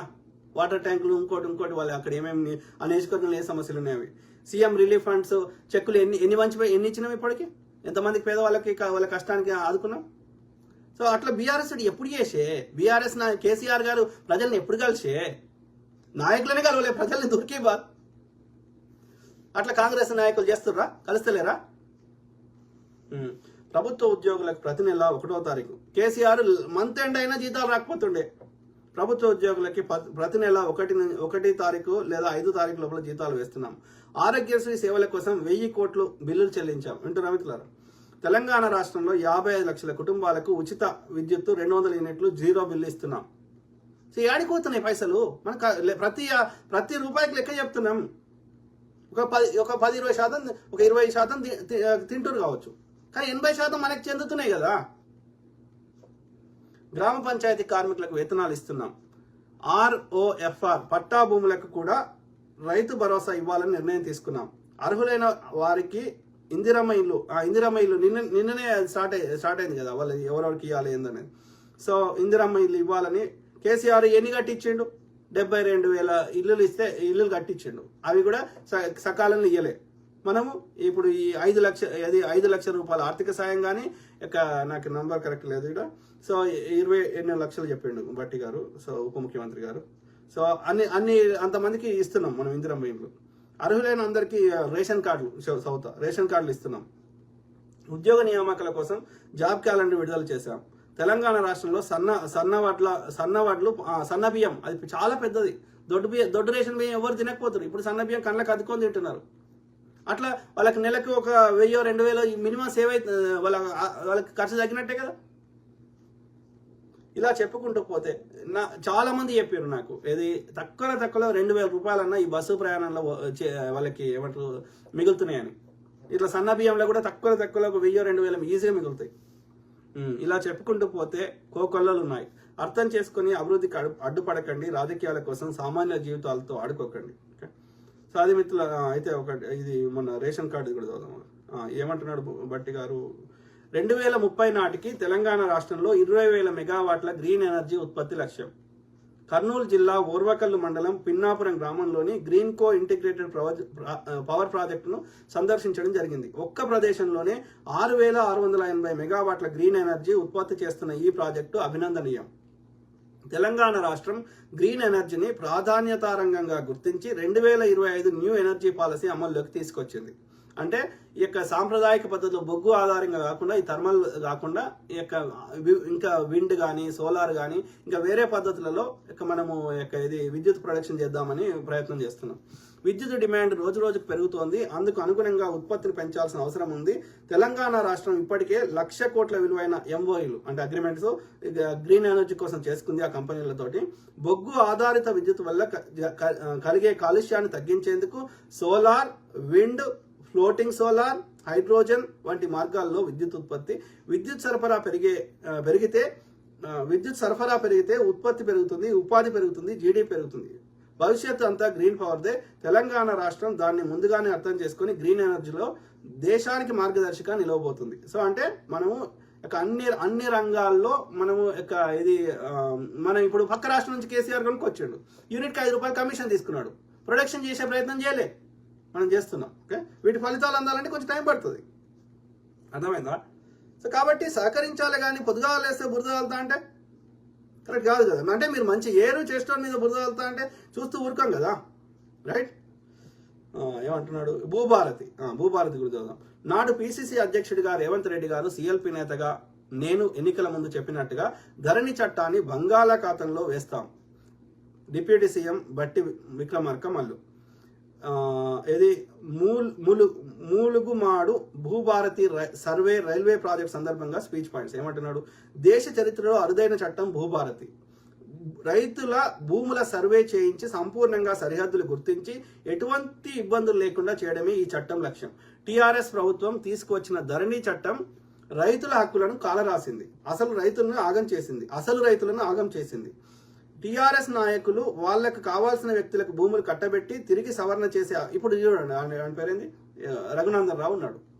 అసైన్మెంట్ ల్యాండ్స్ వాళ్ళని బెదిరించో తక్కువ పైసలు ఇచ్చో తీసుకొని ఏం చేసిండు? అసైన్మెంట్ ల్యాండ్స్ ని కొనే హక్కు కానీ అమ్ముకునే హక్కు కానీ ఎవరికి లేదు. ఏం చేస్తారు? అవి తీసుకొని వాళ్ళకి పైసలు ఇచ్చేసి ఆ యొక్క భూ రికార్డులలో మాయం చేస్తారు. అక్కడ ఈ అసైన్మెంట్ అనేది లేకుండా చేసేసి అది గతంలో ఆ యొక్క ఓనర్ పేరు మీదనే ఉంది, నాకు ఓనరే అమ్మిండని వాడు చేస్తున్నాడు. ఎందుకని? కబ్జా పెడుతున్నాడు. ఇది పరిస్థితి. అంటే నష్టపోతుంది ఎవరు? అయితే చిల్లర ఇచ్చి ఉంటారు, లేదంటే కబ్జా పెట్టింటాడు. వాళ్ళు పాపం వచ్చి ఏడుస్తున్నారు పబ్లిక్లో. సో తీసుకొచ్చిన ధరణి చట్టం రైతుల హక్కులను కాలరాసింది, అసలు రైతును ఆగం చేసింది. టిఆర్ఎస్ నాయకులు వాళ్ళకు కావాల్సిన వ్యక్తులకు భూములు కట్టబెట్టి తిరిగి సవరణ చేసే అవకాశం లేకుండా కొత్త పాస్బుక్లు ఇచ్చేసిండు. అంటే ఆ పాత పాస్బుక్లలో ఉన్న డీటెయిల్స్ వద్దంట. అంటే అర్థమైంది, భూమిని కబ్జా పెట్టినావు. సింపుల్. ధరణి చట్టాన్ని తీసుకువచ్చారు. 10 ఎకరాల భూమి ఉంటే 17 ఎకరాలకు పాస్బుక్లు ఇచ్చారు. ఎందుకని? దానివల్ల భూమి కబ్జా పెట్టడంతో పాటు ఈ యొక్క రైతు బంధు వస్తుంది వాళ్ళకి. ఎన్నికల ముందు చెప్పినట్టుగా ధరణి చట్టాన్ని బంగాళాఖాతంలో వేశాం. భూ సంస్కరణ చట్టంలో భాగంగా రాష్ట్రంలో 26 లక్షల ఎకరాల భూమిని కాంగ్రెస్ ప్రభుత్వం పేదలకు పంచింది. వింటున్నా మిత్రులారా? అప్పుడు గతంలో 26 లక్షల ఎకరాలు. కేసీఆర్ ఎంత పంచి పెట్టిండు? గుంజుకున్నాడు తప్ప ఒక్క 1/2 ఇంచు కూడా పంచిపెట్టు. బీజేపీ కూడా మంచి పెట్టింది, ఒక్క అర ఇంచు కాదు పావు ఇంచు కూడా మంచి పెట్టలే. మరి ఎవడు మంచివాడు చెప్పు తెలంగాణ శ్యామ్, చెప్పండి తులసి చంద్ గారు. ఏడికి పోయినా ఏం చేద్దామన్నా ఫస్ట్ అడ్డుపడేది తులసి చంద్. ఆమెకెందుకు అంత ఏదో ముచ్చట చెప్పుకున్నావు యూట్యూబ్లో చెప్పుకో, పోతుంది ఆడ పాపం తెలియని అమాయక ప్రజలకి రెచ్చగొడుతుంది. ఈ విమలక్కని సంజయక్కని పట్టుకొని పోతుంది. ఈ లెఫ్ట్ భావజాలం నాకు ఏందో నాకు అర్థం కాదు. ఇప్పుడు అభివృద్ధి చేయాలన్నా వద్దా? ఎట్లా బాగుపడతాం? కేరళలో అభివృద్ధి జరుగుతలేదా? కమ్యూనిస్ట్ పార్టీ ఉంది కదా, అర్థం కాదు. అంటే వీళ్ళు కూడా చిల్లర కమ్ముడు పోతున్నారు ఇంత లెఫ్ట్ భావజాలం వాళ్ళు. I don't understand. భూ సంస్కరణ చట్టంలో భాగంగా 26 లక్షల ఎకరాల భూమిని కాంగ్రెస్ ప్రభుత్వం పేదలకు పంచింది. దానిని బీఆర్ఎస్ ప్రభుత్వం ధరణి చట్టంలోని పార్ట్ బిలో పెట్టింది. ఎటువంటి విచారణ చేయలేదు. తిరిగి ఆ అసైన్డ్ భూములన్నింటినీ విచారించి అర్హులైన హక్కుదారులందరికీ భూ పట్టాలు ఇచ్చి వారి భూమిలో కూర్చోదు. ఇది వెరీ ఇంపార్టెంట్. దయచేసి నేను I'm requesting on behalf of Telangana people. Okay, ఏంది అంటే ముఖ్యమంత్రి గారికి అట్లనే ఉప ముఖ్యమంత్రి గారికి కాంగ్రెస్లో ఉన్న మంత్రులకి పెద్దలకి నేను రిక్వెస్ట్ చేస్తున్నాను. ఓకే, 2014 కేసీఆర్ అధికారంలోకి వచ్చిన నుంచి ఇప్పుడు కాంగ్రెస్ మళ్ళీ ఇప్పటి వరకు, ఓకే, 2014 నుంచి ఇప్పటి వరకు జరిగినటువంటి భూమికి సంబంధించిన ఎలాంటి అవన్నిటిని పరిశీలించి అందులో ఎవరి భూమి ఎవరు కోల్పోయినారో వాళ్ళకి తిరిగి ఇచ్చేటట్టుగా, ఓకే, అవి అన్ని వెరిఫై చేసి నిజంగా రియల్ ట్రాన్సాక్షన్స్ మాత్రమే ఉంచేసి ఈ పేదోని యొక్క ఏవైతే కబ్జా పెట్టిన ఏమైనా ఉంటే అవన్నిటిని తిరిగి పేదవాళ్ళకి ఇప్పించి అది అసైన్మెంట్ ల్యాండ్స్ కాకుండా వాటిని వాళ్ళకి పట్టా చేయించాల్సిన అవసరం ఉంది. ఇది బిగ్ ఇనిషియేటివ్. ఇది చేస్తే ఇది చాలా పెద్ద మేలు చేసిన వాళ్ళు అవుతారు. దీనికి ఒక ప్రత్యేకమైన డిపార్ట్మెంటో కమిటీ ఏదైనా వేసి దాని ద్వారా, ఓకే, పేదవాడికి ఈ బీఆర్ఎస్ ప్రభుత్వం కబ్జా పెట్టిన భూములన్నింటినీ తిరిగి పేదవాళ్ళకి చెందేటట్టు చేయాలని నేను నిజంగా ఎవరైనా జెన్యున్ గా కొనుక్కున్నారనుకో ఇక దాన్ని మనం ఏం చేయలేం. కానీ పేదవాళ్ళ భూమి ఎవడు కబ్జా పెట్టినా వాళ్ళకి వేరే దగ్గర భూమి ఇప్పించుడా లేకపోతే ఆ భూమిని తిరిగి ఇప్పించే శక్తి ఉందా, ఏం చేయగలుగుతారో ఆలోచించి దానికి తగ్గట్టుగా పేద మధ్యతరగతి వాళ్ళకి నష్టం కాకుండా చూడాల్సిన బాధ్యత. ధనవంతుడికి మనం ఏం చేసేది ఉంది? ధనవంతుడికి వాడికి కావాల్సినటువంటి ఏమంటారు రోడ్లు వాడి వ్యాపారం చేసుకోవడానికి ఫెసిలిటీస్ ఇస్తే సరిపోతుంది. ధనవంతుడికి మనం పెద్దగా సాయం చేయాల్సిన అవసరం లేదు. మనం చేయాల్సింది పేదవాళ్ళకి మధ్యతరగతి వాళ్ళకే. చిరంజీవి ఉన్నాడయ్యా, ఆయనకి 1000 కోట్ల అధిపతి. నేను ఆయన ఇచ్చే స్థాయిలో ఉన్నాడు కానీ ఆయన తీసుకునే స్థాయిలో ఏమున్నాడు? ఆయనకు మంచి కారు రోడ్డు మీద నడపడానికి కావాల్సిన రోడ్డు క్రియేట్ చేస్తే చాలు నాకు. ఆయన ఆస్తులకి సెక్యూరిటీ భద్రత ఇస్తే చాలు. నేను ఆ బేసిక్ ఇన్ఫ్రాస్ట్రక్చర్ బిల్డ్ చేస్తే చాలు. కానీ ఆయనకు నేను ప్రజలు కట్టిన ట్యాక్స్ డబ్బులు తీసుకొని చిరంజీవికి ఇవ్వాల్సిన అవసరం లేదు కదా. వాళ్ళ ఆస్తులకి భంగం కలగకుండా భద్రత కల్పిస్తే సరిపోతుంది. వాళ్ళు వ్యాపారం చేసుకోవడానికి కావాల్సిన ఇన్ఫ్రాస్ట్రక్చర్ బిల్డ్ చేస్తే సరిపోతుంది. కానీ పేదోడి సొమ్ము తీసుకొని బీజేపీ వాళ్ళు చేస్తున్నట్టుగా బడాబాబులకి మనం ఇవ్వాల్సిన అవసరం లేదు. వాళ్ళు ఇచ్చే స్థానంలో తీసుకునే స్థానంలో లేరు కదా. ప్రభుత్వం అనేది పేద మధ్యతరగతి వాళ్ళకి వాళ్ళ బతుకులు మార్చడానికి, ధనవంతుడికి వాడికి కావాల్సిన బేసిక్ వాడికి నచ్చినట్టు బతకడానికి కావాల్సిన వ్యవస్థను ఏర్పాటు చేయడం. కానీ వాడికి ఆర్థిక సాయం అవసరం లేదు. కానీ బీజేపీ అట్లా చేయదు. పేదోని దగ్గర కొట్టేసి గద్దలకు వంచి పెడుతుంది, రాబందులకు వంచి పెడుతుంది. బీఆర్ఎస్ అయినా అదే పరిస్థితి. సో భూమి లేని పేదలకు సాగు భూమి, ఇళ్ల స్థలాలు ఇచ్చే ఎమ్మెల్యేల ఆధ్వర్యంలోని అసైన్డ్ కమిటీలను భూభారతి చట్టంతో తిరిగి ప్రారంభిస్తున్నాం. ఆబాది భూమిని సర్వే చేసే అవకాశం కొత్త చట్టం కల్పిస్తుంది. ప్రతి సంవత్సరం రెవెన్యూ సదస్సులు నిర్వహించి గ్రామ సభలో ఎవరు భూములు అమ్మారు, భూ రికార్డులో జరిగిన మార్పులను గ్రామ సభ ద్వారా వివరించే అవకాశాన్ని భూభారతి చట్టం కల్పిస్తుంది. Very good. భూభారతి చట్టం ప్రజలు సాధించిన విజయం. రైతులు భూమికి ఉన్న న్యాయబద్ధమైన హక్కులను కొలిచి అప్పగిస్తాం. పైలట్ ప్రాజెక్టు కింద సర్వే చేపడుతున్నాం అంటే ములుగుమాడు ఊరంతా కదిలి వచ్చింది. దీనిని బట్టి అర్థమవుతుంది ఈ చట్టం ద్వారా రాష్ట్ర ప్రభుత్వానికి గొప్ప కీర్తి రాబోతుందని. భూభారత్ చట్టం మనందరినీ అవగాహన చేసుకోవాలి, 10 మందికి వివరించాలి. తప్పకుండా భట్టి గారు, సీఎం గారు, okay, good job. Will support you, చేస్తాం. మరి ఇవన్నీ మార్పులు వచ్చి ప్రజలకి మంచి చేయాలంటే టైం పడుతుంది. 1 ఏడాది 2 ఏళ్ళు అయితే దీని ఫలితాలు కనిపిస్తాయి. కాబట్టి ఓపిక పట్టాలి. వాడేదో బురద వెళ్తాడు కాంగ్రెస్ మీద, లేకపోతే ఎవరో రైతుని రెచ్చగొట్టిపించి అత్యుత్సాహం ఉన్న పోలీసు వాడు ఒక దెబ్బ వేసిండు అనుకో, దాన్ని ప్రచారంగా వాడుకుంటాము. ఎట్లా చేసి కాంగ్రెస్ చెడు పేరు తేవడానికి బీజేపీ బీఆర్ఎస్ చేయని ప్రయత్నం లేదు. కానీ సంయమనం పాటిద్దాం. ఓకే, మనం కాంగ్రెస్ ఏం చేసిందో లేదో ఇంకో 2 ఏళ్ళు ఆగుని, ఇంకా 3.5 ఏళ్ళ దాకా అయితే ఏం మారేది లేదు. గవర్నమెంట్ అయితే మారదు, ఫుల్ మెజారిటీ ఉంది కదా. కాబట్టి ఇంకో 2 ఏళ్ళు టైం ఇచ్చి ఆ తర్వాత ఏం చేసారు ఏం చేయలేదు ఇంకా డీటెయిల్గా పబ్లిక్ ముందు పెడదాం. వాటి ఫలితాలు ప్రజలకు ఆల్రెడీ కనిపిస్తున్నాయి, ఇంకా కనిపిస్తాయి. అర్థమైందా?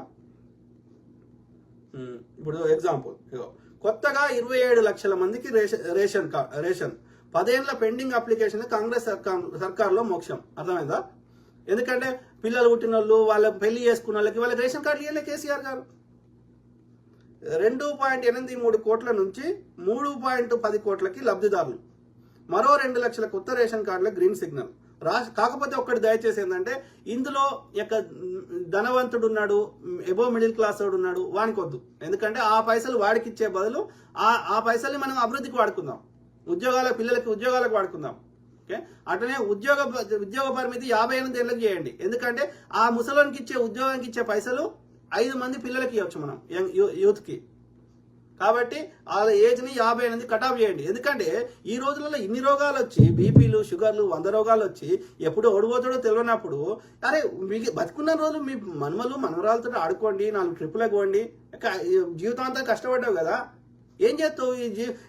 చచ్చిపోయేటప్పుడు ఏంది అంత పీసుడు చేసి అంత సంపాదించి ఏం చేస్తావు? ఎవరికోదానికి ఇచ్చిపోతావు కదా, నువ్వేం తీసుకోవు కదా చచ్చిపోయినాక. అరే కామన్ సెన్స్ లేదు. 4 రోజులు సంతోషంగా ఉంటే, మెంటల్ ప్రెషర్ లేకుండా ఉండి ఇంకా 4 రోజులు ఎక్కువ బతుకుతావు కదా అయ్యా. సో రాష్ట్రంలో 91.83 లక్షలకు చేరిన రేషన్ కార్డులు. హైదరాబాదు రాష్ట్రంలో రేషన్ కార్డుల సంఖ్య గణనీయంగా పెరిగింది. గతంలో 2.83 కోట్ల మంది లబ్ధిదారులు ఉండగా తాజాగా వారి సంఖ్య 3.1 కోట్లకు చేరింది. కాంగ్రెస్ సర్కార్ హయాంలో రేషన్ కార్డు లబ్ధిదారుల ఎంపిక కోసం చేపట్టిన ప్రక్రియ ద్వారా కేవలం 3 నెలల కాలంలోనే 27 లక్షల మందికి కొత్తగా అర్హత సాధించారు. మొన్న అదేది యూత్కి ఏమంటారు లోన్లు ఇస్తున్నాం. సో అదేవిధంగా రేషన్ కార్డులు గతంలో కంటే మరో 2 లక్షలు పెరిగాయి. దీంతో రాష్ట్రంలో కార్డుల సంఖ్య 91.83 లక్షలకు చేరింది. జూన్ నెలలోనే ఒకే దఫాలో 3 నెలలకు సంబంధించిన 18 కిలోల సన్నబియ్యం ఒక్కో రేషన్ కార్డు లబ్ధిదారులకు అందనున్నాయి.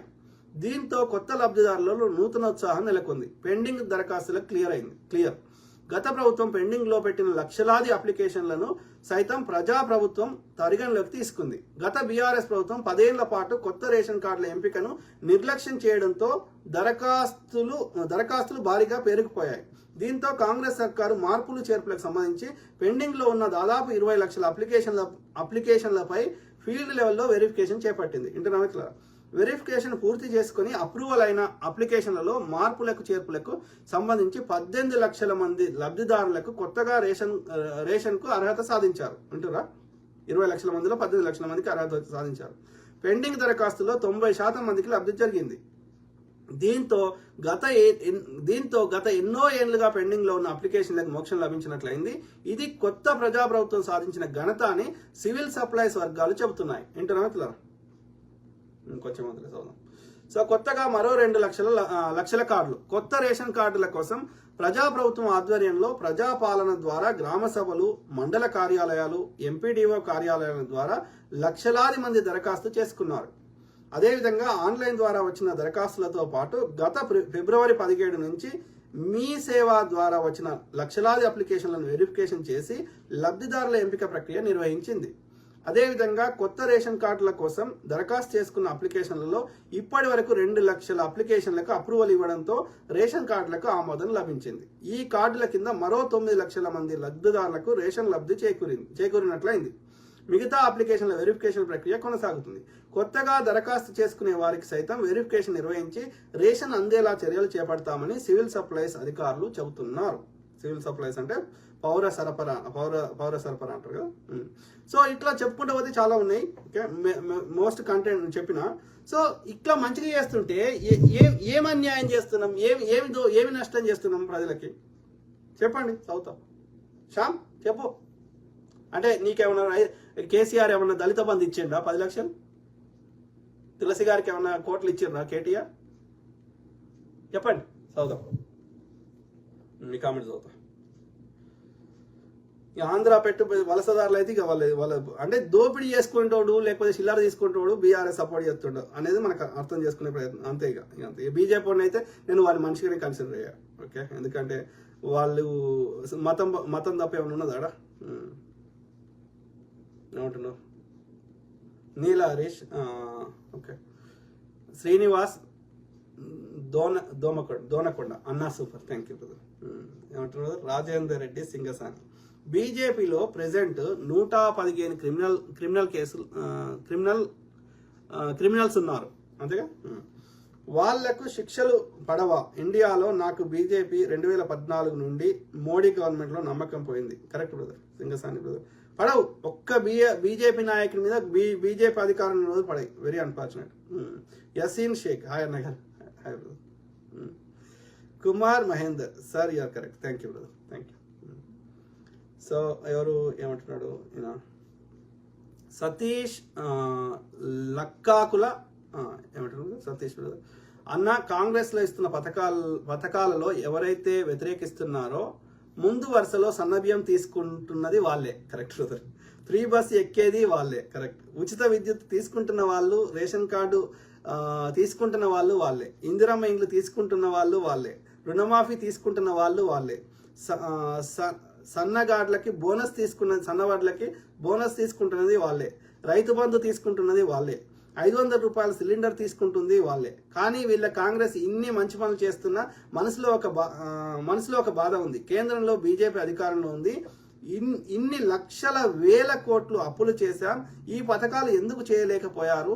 మొన్నటిదాకా అధికారంలో టీఆర్ఎస్ ఇన్ని అప్పులు చేసినా మనం ఇంత మంచి పథకాలు ఎందుకు చేయలేకపోయామని బాధ వాళ్ళకి ఉన్నప్పటికీ తప్పని పరిస్థితుల్లో కాంగ్రెస్ను వ్యతిరేకిస్తున్నారు. ఎందుకంటే మనం వాళ్ళ లెక్క దోసుకుంటలేము, మనం మంచిగా చేస్తున్నాం, వాళ్ళు దోసుకున్నారు అంతే అంటున్నారు. నీలా హరీష్ బ్రదర్. జూబ్లీస్ ఎమ్మెల్యే మాగంటి గోపీనాథ్ 4 రోజుల క్రితమే చనిపోయాడు అని కొన్ని ఛానల్స్ చెబితే లేదు బ్రతికి ఉన్నాడు అని బీఆర్ఎస్ నాయకులు ప్రచారం చేశారు. కట్ చేస్తే ఈ రోజు అంత్యక్రియలు చేశారు. దీంట్లో నాకు ఏదో అనుమానం ఉంది. అనుమానము అంటే ఇక సాధారణంగా 2 ఉంటాయి బ్రదర్, నీలా హరీష్ బ్రదర్. ఒకటి ఏంటంటే చనిపోయిన వెంటనే అనౌన్స్ చేయరు, ఎందుకంటే ఆ యొక్క ఏమంటారు ఆ భావోద్వేగాలలో ఏమైనా కాల పెడతారో ఏమైనా గొడవలు చేస్తారని. ఓకే, సో సాధారణంగా న్యాచురల్ డెత్ అయినా సరే ఇమ్మీడియట్గా అనౌన్స్ చేయరు. చనిపోయినాక అది ఒక మైండ్ని మనం ముందే ప్రిపేర్ చేస్తారు, ఈయన చనిపోతాడు అన్న భావాన్ని క్రియేట్ చేసి ఆ తర్వాత 2-3 రోజులకో లేకపోతే ఒక 1 డేకో 2 డేస్కో 3 డేస్కో చెప్తారు. అది న్యాచురల్ డెత్ అయినా సరే. కానీ ఇక అది కాకుండా ఆరోగ్యంగా ఉన్న వ్యక్తి సడన్ గా అట్లా అయిండు అంటే అది వ్యక్తిగత కారణాలు అయి ఉండొచ్చు, లేకపోతే 2 రకాలుగా చంపుతారు చట్టానికి దొరకకుండా. ఒకటి ఏంటంటే రోడ్ యాక్సిడెంట్లు చేస్తారు. 90% or 99% of the road accidents అది న్యాచురల్ డెత్ కాదు. రెండోది ఈ హాస్పిటల్ తీసుకుపోయి రాంగ్ మెడికేషన్ ఇచ్చేసి చంపేస్తారు, డోస్ ఎక్కువ ఇచ్చేసి అట్లా చేసేసి. సో మరి రెండిట్లో ఏమైంది అనేది మనకు తెలియదు. సో అది న్యాచురల్ డెత్తా లేకపోతే ఈ యొక్క ఎవరైనా కుట్ర చేసి చంపేసారా ఎట్లా తెలుస్తుంది? ఏదైనా గవర్నమెంట్ వాళ్ళ కుటుంబ సభ్యులు ఎవరైనా ఆయనకు సంబంధించిన వ్యక్తులు మొండిపట్టు బట్టి నాకు నిష్పక్షపాత విచారణ గవర్నమెంట్ ద్వారా చేపిస్తే అప్పుడేమైనా ఉంటుంది. అంతవరకు మనం ఏం చేయగలుగుతాం? రాజేందర్ రెడ్డి సింగసాని 46,000 కోట్లు పెట్టి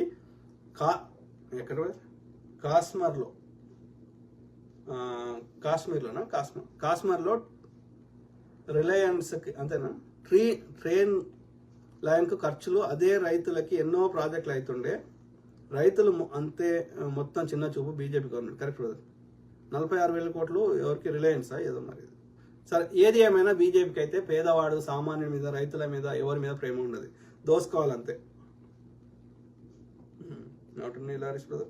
నేను 7 సంవత్సరాల క్రితం చెప్పినట్టు ఇప్పుడు నిజమైంది. విజయ్ మాల్యా మీద బీజేపీ తప్పుడు ప్రచారం చేసింది. నిన్న ఆయన ఇంటర్వ్యూలో క్లారిటీ ఇచ్చాడు. 27 మంది ఆర్థిక నేరగాళ్లు గుజరాతీ వాళ్ళ మీద లేని ఫోకస్ విజయ్ మాల్యా మీద ఎందుకు? ఆయన సౌత్ ఇండియా కర్ణాటక చెందినవాడు అని చిన్న చూప. Could be brother, could be. అదొకటి. రెండోది ఆమెకు దొరుకుతాడు వాడు విజయ్ చోస్కి. ఎవరికి దొరుకుతాడు? ఆమె పేరేంది? ప్రపంచ సుందరి, విశ్వసుందరి. నా పేరేంది? సుస్మితా సేన్ దొరుకుతాడు కానీ నరేంద్ర మోడీకి దొరకడు. అదే చౌకీదార్ చోర్ అంటే కేసులు వేపిస్తాడు, ఈ బ్రాహ్మణ్ తోటి తీర్పులు వేపిస్తాడు. Very unfortunate. అక్కడ ఏది ఏమైనా వీళ్ళ వాటాలు తీసుకొని వీళ్ళే పంపించారు వీళ్ళందరినీ వేరే దేశాలకి.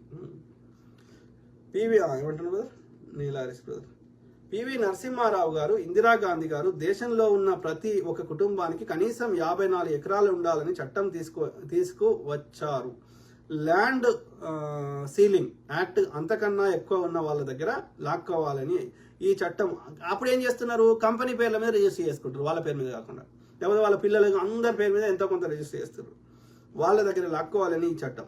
అమలు ఎక్కడ అమలు అవుతుందో అని ముందుగానే భయపడి చాలామంది పెత్తందారులు కుక్కల పేర్ల మీద, బర్ల పేర్ల మీద, మనుషుల పేరు మీద, బినామీ పేర్ల మీద ఆస్తులు మార్చారు. Correct brother, very unfortunate. ఎందుకంటే వాడు అడ్డదారులు గుంజుకున్నాడు. అప్పుడు రాజులు కూడా ప్రజలకు పంచిపెట్టమని ఇస్తే వీళ్ళే వాళ్ళ పేరును రాయించుకున్నారు. నీలారిస్ బ్రదర్. కేసీఆర్ అధికారంలో ఉన్నప్పుడు దాదాపు 4 లక్షల మందికి డబ్బులు ఉన్న వాళ్ళకి, గవర్నమెంట్ ఎంప్లాయీస్ కూడా క్రమ పద్ధతిలో రేషన్ కార్డులు ఇచ్చాడు. మొదట డబ్బులు ఉన్న వాళ్ళకి కాదు, వాడికి ఎందుకు పేదోడికి కదా సంక్షేమ పథకాలు. వాడు రెగ్యులర్ పెట్టి కొనుక్కుంటాడు కదా. ఇప్పుడు రేషన్ కార్డు అంటే ఏంది, అది ఒక మనం సబ్సిడీ ఇస్తున్నట్లు లెక్క. ఇప్పుడు అది బియ్యము మార్కెట్ రేట్లో ఎక్కువ రేటు ఉంటే మనం ఫ్రీగా ఇస్తున్నాం, ఓకే, లేకపోతే ఇంకోటి తక్కువ రేటుకి ఇస్తున్నాం, రైట్. సో వీడు అఫోర్డ్ చేసే శక్తి ఉన్నప్పుడు డైరెక్ట్ పబ్లిక్లో కొనుక్కుంటాడు కదా. నీకు సబ్సిడీ ఎందుకు? ఆ సబ్సిడీ పైసలు మనం వేరే దానికి వాడుకుంటాం కదా, వేరే అభివృద్ధికి, ఉద్యోగాలు ఇవ్వడానికి. I don't understand. So government employees కూడా క్రమ పద్ధతిలో రేషన్ కార్డులు ఇచ్చాడు. మొదట డబ్బులు ఉన్న వాళ్ళకి కార్డులు, బిల్డింగ్, ఎకరాల భూములు ఉన్న వాళ్ళకి రేషన్ కార్డులు కొట్టేస్తే ఆ ప్లేస్లో నిజమైన అర్హుడు అయిన పేదవాళ్ళకి రేషన్ కార్డులు ఇవ్వచ్చు. ప్రభుత్వం మీద భారం కూడా తగ్గుతుంది. ఇది నా అభిప్రాయం.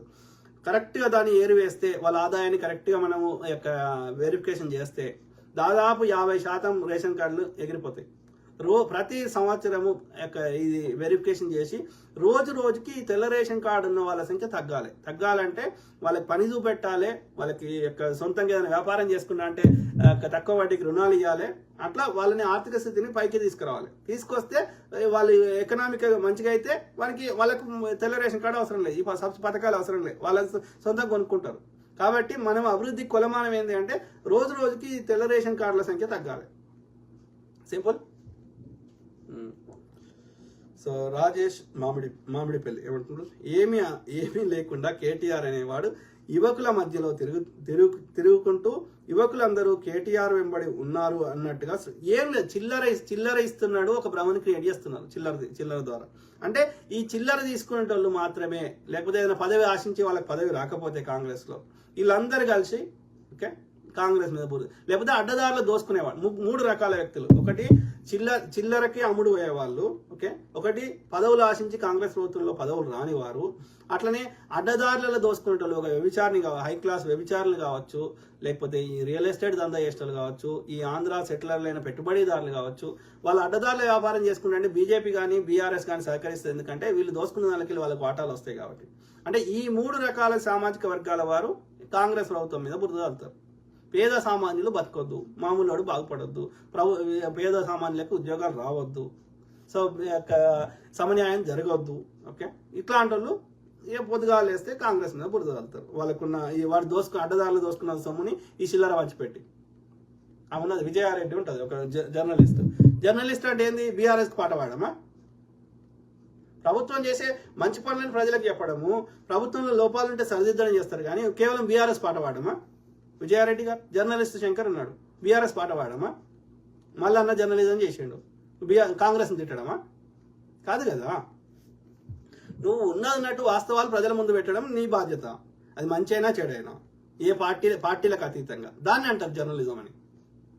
నేను జర్నలిజం చేస్తలే, నేను తెలంగాణ ప్రజల మీద ప్రేమతోటి నేను మాట్లాడుతున్నా. నేను జర్నలిజం చదవలేదు, నేను జర్నలిస్ట్ అని చెప్పుకోవట్లేదు, నాకేం సర్టిఫికేషన్ లేదు, ఓకే. అంటే ఎట్లా తయారైన మనుషులు.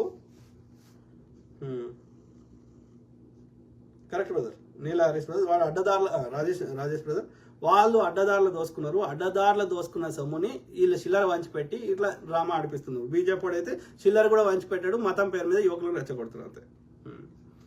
నీల హరీష్ బ్రదర్, నిరంతర ప్రజల సమస్యల మీద మనం పోరాడుతూనే ఉన్నాం మిత్రమా, ధన్యవాదాలు. తప్పకుండా brother Neela Harish brother, you have good knowledge on lots of things, we continuously చేద్దాం, మనతో ఏం చేద్దాం.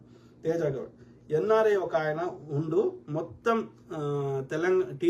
టీజీని కాంగ్రెస్ని ఆయనే గెలిపించినట్టు బిల్డప్ ఇస్తాడు, పోయి బీఆర్ఎస్ జూమ్ మీటింగ్లో ఉంటాడు. తేజ గౌడ్ అదే మన శ్రవంత్ పోరెడ్డి గురించి అంటున్నాడు. శ్రవంత్ నేను రీసెంట్గా మాట్లాడినా, గతంలో మాట్లాడినా. శ్రవంత్ ఏంటంటే ఆయనకి పదవి ఆశించిండు. ఓకే, ఎందుకంటే ఆయన నరేందర్కి టీపీసీసీ ఎన్ఆర్ఐ సెల్ చైర్మన్ ఇవ్వడం జరిగింది. మరి నేను కూడా ఎప్పటి నుంచో కష్టపడ్డా నాకు ఇవ్వలేదు అని ఆయన ఆవేదన. సో అది మేక్ సెన్స్ అనిపించింది. నేను టీపీసీసీకి సంబంధించిన వాళ్ళని నేను ఒక 10 మందికి ఇచ్చేయండి కన్వీనర్లు, ఏమవుతుంది? ఇప్పుడు 10 మంది కష్టపడతారు కదా. అంటే ఏమంటున్నారు, ఈ ఐఓసీ అని ఒకటి ఉన్నది అమెరికాలో, ఇండియన్ ఓవర్సీస్ కాంగ్రెస్ అని శామ్ పిట్రోడా వీళ్ళు అంటున్నారు కదా. సో వాళ్ళు they want to control everything. వాళ్ళు ఏం పని చేయరు, పీకేది లేదు, గీకేది లేదు, ఫోటోలు దిగుడు తప్ప. వాళ్ళు దే వాంట్ టు ఉండొద్దు ఓవర్సీస్ లో, వాళ్ళ ఐఓసీ ఆర్గనైజేషన్ తప్ప టీపీసీసీ లెవెల్లో ఉండొద్దు అంట. అంటే మరి నువ్వు యాక్టివిజం చెయ్యవు, చేస్తావు, చేయనియవు, ఎంతవరకు కరెక్ట్ అది? Very unfortunate. మళ్ళీ అలా బీజేపీ సానుభూతి పనులు కూడా ఉన్నారు ఆ ఐఓసీలో, తెలియదు. ఏది ఏమైనా వాళ్ళు యాక్టివిజం ఇప్పుడు వాళ్ళు నేషనల్ లెవెల్ ఏమైనా వీక్కోరు. ఇప్పుడు రాష్ట్ర స్థాయిలో ఒక తెలంగాణకు సంబంధించిన నాయకుడు అమెరికాకి వస్తే ఎవరు రిసీవ్ చేసుకోవాలి? ఏమైనా ఈవెంట్ చేస్తే ఎవరు ఖర్చు పెట్టాలి? కాబట్టి TPCC has to work independently. వాళ్ళు నేషనల్ లెవెల్లో ఇప్పుడు కేంద్రంలో ఉన్నటువంటి ఇండియన్ నేషనల్ కాంగ్రెస్ వాళ్ళు చేసేది వాళ్ళు చేస్తారు. రాహుల్ గాంధీ, ఖర్గే గారు, వాళ్ళు కేసీ వేణుగోపాల్ గారు. కానీ రాష్ట్ర స్థాయిలో మన మహేష్ కుమార్ గౌడ్ గారు, లేకపోతే రేవంత్ రెడ్డి గారు, ఉత్తమ్ కుమార్ రెడ్డి గారు, కోమటిరెడ్డి గారు, ఇంకో భట్టి గారు, వాళ్ళు చేసేది వాళ్ళు చేస్తారు కదా. సో కాబట్టి the Indian national Congress national level ఉంటుందో, ఐఓసీ అనేది నేషనల్ లెవెల్లో వాళ్ళు ఏమైనా చేసుకొని నేషనల్ లీడర్స్ వచ్చినప్పుడు వాళ్ళు చేస్తారు. రాష్ట్ర స్థాయిలో ఎవరు చేయాలి? టీపీసీసీ చేయాలి కదా. ఇప్పుడు మొహిందర్ సింగ్ గిల్జాని అని ఒక పంజాబ్ ఆయన ఉన్నాడు, ఒక జార్జి అని కేరళ ఆయన ఉన్నాడు, శామ్ పిట్రోడా అంటే ఆయన ఒరిస్సా ఆయన ఉన్నాడు. వాళ్ళ ముఖాలు ఎవరికి తెలుసు? వాళ్ళ ముఖాలు నేను తెలంగాణ నా బ్యానర్ మీద పెడితే ఎవరు తెలంగాణ ప్రజలు ఎవరు గుర్తిస్తారు? ఒక భట్టి గారినో, ఒక రేవంత్ రెడ్డి గారినో, ఒక సోనియా గాంధీ గారినో, ఒక రాహుల్ గాంధీ గారినో పెడితే, ఒక ప్రియాంక గాంధీ గారిని పెడితే గుర్తిస్తారు. కానీ వాళ్ళు ఎవరో నార్త్ ఇండియన్ ఎవరో పెడితే ఎవరు గుర్తిస్తాడు? కాబట్టి నేషనల్ లీడర్లు వచ్చినప్పుడు వాళ్ళు ఏమన్నా ఎక్కువని నేషనల్ లెవెల్లో, కానీ రాష్ట్ర స్థాయిలో let the TPCC do it. కాబట్టి ఒక నరేందర్నే టీపీసీసీ కన్వీనర్ పెట్టకుండా నరేందర్లో ఇంకో 10 మందిని పెడితే 10 మంది తెలంగాణ కాంగ్రెస్ పార్టీ కోసం కష్టపడతారు కదా. సో శ్రవంత్ అంటే ఆయన నిజంగా ఐడియాలజీ మార్చుకున్నాడా? నిన్నటిదాకా కాంగ్రెస్ మంచిదని చెప్పి ఇలా కాంగ్రెస్ తిడితే ఎవరి క్రెడిబిలిటీ పోతుంది? శ్రవంత్ క్రెడిబిలిటీ పోతుంది. ఆయనకి పదవి కావాలంటే ఓపిక పట్టు, మేము ప్రయత్నం చేస్తాం. వెనక ముందు వాళ్ళ పార్టీ బైలాస్ ఏమున్నాయో అవి మార్చేసుకొని ఒకవేళ అవసరమైతే దానికి ఒక్క నరేందర్నే కాదు అట్లా 10 మందిని టీపీసీ కన్వీనర్గా చేసే ప్రయత్నం చేద్దాం. ఓకే, కానీ అదొక మేక్ సెన్స్ ఉంటుంది. కానీ శ్రవంత్కి అది 4 గీక్కోవడం కూడా మనకి రాదు ఈ పదవులు. ఓకే, అమెరికాలో ఏముంటుంది, ఇండియాలో పోతే ఏమన్నా ఉంటుంది ఈ పదవులకి వాల్యూ, అక్కడ వచ్చే పదవులకి. ఇక్కడ ఏముంటుంది, అమెరికాలో ఏముంటుంది? ఓకే, అయినా సరే ఓకే నువ్వు ఆశించినావు కాబట్టి వెనక ముందు ట్రై చేస్తే ఇస్తాం కదా, రైట్? సో ఓపిక పట్టాలి కదా. నిన్నటిదాకా కాంగ్రెస్ మంచిదని ఇలా కాంగ్రెస్ చెడ్డదంటే ఎవరు నమ్ముతారు? నీ క్రెడిబిలిటీ పోతుంది. విజయశాంతి గారు ఉన్నారు, ఇన్ని పార్టీలు తిరిగేసి వచ్చింది, ఏం సాధించింది? మళ్ళీ లాస్ట్ కాంగ్రెస్కి వచ్చింది. సో అట్లా అది పరిస్థితి. ఇలా బీఆర్ఎస్కి పోయింది ఆయన శ్రవణ్ దాస్. కాంగ్రెస్ ఉన్నప్పుడు ఆయనకు వాల్యూ ఎక్కువనా? ఇలా బీఆర్ఎస్లో పోయినాక ఆయనకు వాల్యూ ఉందా? ఆయనకి ఎమ్మెల్యే టికెట్ ఇచ్చినాము, తర్వాత ఆయనకి ఏది నేషనల్ లెవెల్లో స్పోక్స్ పర్సన్ చేసినాం, ఏమేం చేయలే ఆయనకి. అట్లా ఎంతో మంది ఉన్నారు. ఇప్పుడు మానవతరాయ్ ఉన్నాడు, అలాగే పోయిండు, ఏమున్నది? మళ్ళీ వచ్చిండు. సో అంటే ఎండ్ ఆఫ్ ద డే ఎక్కడికి పోయినా న్యాయమే ధర్మమే గెలుస్తుంది. కాబట్టి శ్రవంత్ పోరెడ్డి కొంచెం వి అప్రిషియేట్ హిమ్. ఎవరు లేనప్పుడు, ఎవరు అమెరికాలో యాక్టివిజం లేనప్పుడు కూడా ఆయన కాంగ్రెస్ ఐడియాలజీని న్యూయార్క్ వీధుల్లో కాంగ్రెస్ జెండాను పట్టుకొని తిరిగిండు, ఈవెంట్ కండక్ట్ చేసిండు. I appreciate him for that. కానీ హ్యావ్ పేషెన్స్. ఓకే, నిన్నటిదాకా కాంగ్రెస్ మంచిదని ఇలా చెడ్డదంటే కాంగ్రెస్ తన ఐడియాలజీ మార్చుకోలేదు అన్నప్పుడు నీ క్రెడిబిలిటీ పోతుంది, నీ విశ్వసనీయత పోతుంది. ఇన్ని రోజులు కష్టపడ్డ ఆ క్రెడిబిలిటీని ఎందుకు పడగొట్టుకుంటున్నావు? బీఆర్ఎస్ మంచిగా చేసింది, ఎవరికి మంచిగా చేసింది? నీకు పదే కావాలి, వెనక మనం ట్రై చేద్దాం, ఓపిక పడదాం. ఇప్పుడు నేను ఇన్నేళ్ళు కష్టపడతాను, నేను ఎవరిని పదవి అడగలేదే, డబ్బులు అడగలేదే. నాకు వ్యక్తిగతంగా నా జీవితంలో ఎంతో ఇబ్బంది పెట్టిర్రు, నా ఆర్థిక మూలాల మీద దెబ్బ కొట్టిండ్రు, అన్నీ చేసినా కానీ తట్టుకొని నిలబడి కొట్లాడుతున్నా కదా. నేను ఇప్పటికి కూడా ఎవరు ఏం ఆశిస్తలేను కదా. నిజంగా ప్రజల మీద ప్రేమ ఉంటే ప్రజల మీద ప్రేమ లేకున్నా సరే, పదవుల కోసమైనా సరే హ్యావ్ పేషెన్స్. ఇవాళ బీఆర్ఎస్లో అధికారం లేదు, రేపు ఫ్యూచర్లో వచ్చే అవకాశం కూడా నాకు కనిపిస్తలేదు. ఆడిపోయి ఏం చేస్తావు? నీకు చెడ్డ పేరు తెచ్చుకోవడం తప్ప. ఆలోచించుకోవాలి. ఓకే, ఎవరు చవంత్ నీలా హరీష్, మనం జర్నలిస్టులం కాదు సోషలిస్టులం. Correct, well sir. Neela Harish well sir. ఎవరు వంపుగల్ల మహేష్ బోడా అన్న, థ్యాంక్ యూ. నేను మామూలు అందరం ఎట్లున్నో అట్లనే, నేనేమి అతీతం కాదు, అమ్మ కడుపులోకి వెళ్ళొచ్చినాను, నేను ఆకాశానికి వెళ్ళొచ్చినాను కాదు. సో మనందరం ఒకటే. కరెక్ట్, అందరం ఒకరోజు వీకేదే. నీలా హరీష్ ఏమంటారు? బక్కా జడ్సన్, ఆయన బక్కా జడ్సన్ ఎంత మొండోడు అంటే ఎన్నిసార్లు చెప్పినాం, మాట్లాడినాం, కొంచెం ఓపిక పట్టయ్యా, కొంచెం ఓపిక పట్టు అంటే ఈనాడు. ఇది ఎస్సీ సెల్ చైర్మన్ ఇస్తామా అంటే ఏమంటాడు? నాకు డాక్టర్ వైఎస్ఆర్ రాజశేఖర రెడ్డి గారి హయాంలోనే ఇస్తా అంటేనే నేను తీసుకోలేదు, గదవని కావాలంటాడు. ఏం చెప్తాం మన సమాధానం? మళ్ళా అక్కడ ఉన్న వాళ్ళు చెప్పేది, కొంతమంది చెప్పేది, అన్న గాంధీ భవన్లో ఉంటాడు, ఎవరు పెద్ద లీడర్ వస్తే కనీసం నమస్తే పెట్టాడు అంటాడు. ఏం చెప్తాం? ఏది ఏమైనా కొంచెం ఓపిక పట్టకుండా కంటిన్యూస్ గా రేవంత్ రెడ్డిని తిడితే ఏం సాధించిండు? బక్కా జడ్సన్ ఇవాళ గతం కాంగ్రెస్ ఉన్నప్పుడు ఆయన మాటకు విలువ ఉందా? ఇవాళ విలువ ఉందా? ఆర్ కృష్ణ అయితే అమ్ముడు పోయిండు, ఎవరు బీజేపీకి అమ్ముడు పోయిండు. అప్పుడు ఇప్పుడు ఎప్పుడు ఏ పబ్లిక్ ఇష్యూ మీద, ఈ బీసీ ఇష్యూ మీద కన్సిస్టెంట్ గా ఆర్ కృష్ణ ఎప్పుడు కొట్లాడిండు? వీళ్ళు చిల్లర batch. Same thing with Mandakrishna, same thing. ఇలా ఎవడైతే మనకి వివక్ష పెట్టిండో, ఎవడైతే మూతికి ముంతా ముడ్డికి చీపురు కట్టిండో ఆయనకే ఓటేయమంటాడు. ఏ పార్టీలు ఉన్నా మందకృష్ణ, ఎందుకంటావు? నీకు చిల్లర వస్తుంది కదా. ఇట్లు సామాజిక ఉద్యమ ఇవాళ సంధ్యక్క, విమలక్క, ఎవరెవరో ఎక్కడ ఇవాళ పోరాటం ఏది? వాళ్ళ ఆరాటం ఏది? ఎవరు చిల్లర కమ్ముడు పోతున్నారు అందరూ. ఇదే తులసి చందున లెఫ్ట్ ఐడియాలజీ అంటది, కానీ మనం అభివృద్ధి చేద్దామంటే అడ్డుపడుతుంది. ఎందుకో నాకు అర్థం కాదు. రామలింగేశ్వరి గుడి, ఆడ గుడి ఉందో అని తెలియదు, దాని పేరు మీద అంటే 3000 ఎకరాలు ఉందంట దామగుండంలో. తమిళనాడులో రాడార్ ప్రాజెక్ట్ ఉంటే, కేంద్ర ప్రాజెక్ట్ ఉంటే, వైజాగ్లో నావికా కేంద్రం ఉంటే ఎవరికి సమస్య లేదంట. తెలంగాణలో నావికా కేంద్రం పెడితే ఫస్ట్ సమస్య తులసి చంద్కి వస్తుందంట. ఎందుకో నాకు అర్థం కాదు. మహారాష్ట్రలో, అమెరికాలో, మిగతా ఢిల్లీలో, ఆంధ్రప్రదేశ్లో అనేక చోట్ల ఏమంటారు ఇథనాల్ ప్లాంట్లు ఉంటే ఎవరికి నష్టంగా, ఎవరికి కాదంట. తెలంగాణలో పెడదామంటే ఫస్ట్ అడ్డుపడుతుంది, వాళ్ళకి విషవాయులు వస్తాయి. ఎట్లా వస్తాయి? ఒక ఆహార పదార్థాన్ని రైతులు పాడేసేటువంటి వేస్ట్ని, వాటిని గిప్పిని వాటిని కుల్లబెడితే అది ఆల్కహాల్ తయారవుతుంది.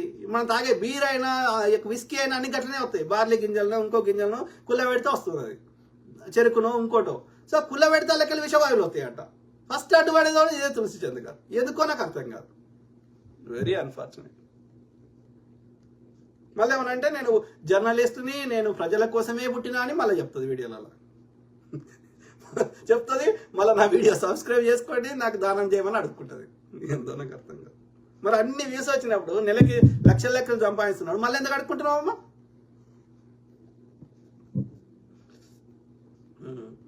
సో సామాజిక ఉద్యకారులను చెప్పుకొని తెర వెనుక బీజేపీకి సపోర్ట్ చేస్తూ సమాజాన్ని మిస్లీడ్ చేస్తున్నారు. Correct brother, Neela Harish brother, well said. ఎవరు?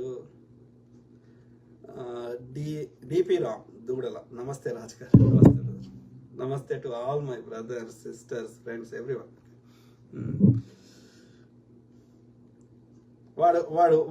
వానితోటి ఇది ఏమంటారు ఇంటర్వ్యూ చేస్తుంది నాన్ వేస్ట్ తోటి తులసి చంద్ గారు. వాడు నోరు తెస్తే మన బూతులు మాట్లాడతాడు, మగ వ్యభిచారం చేస్తున్నాడు.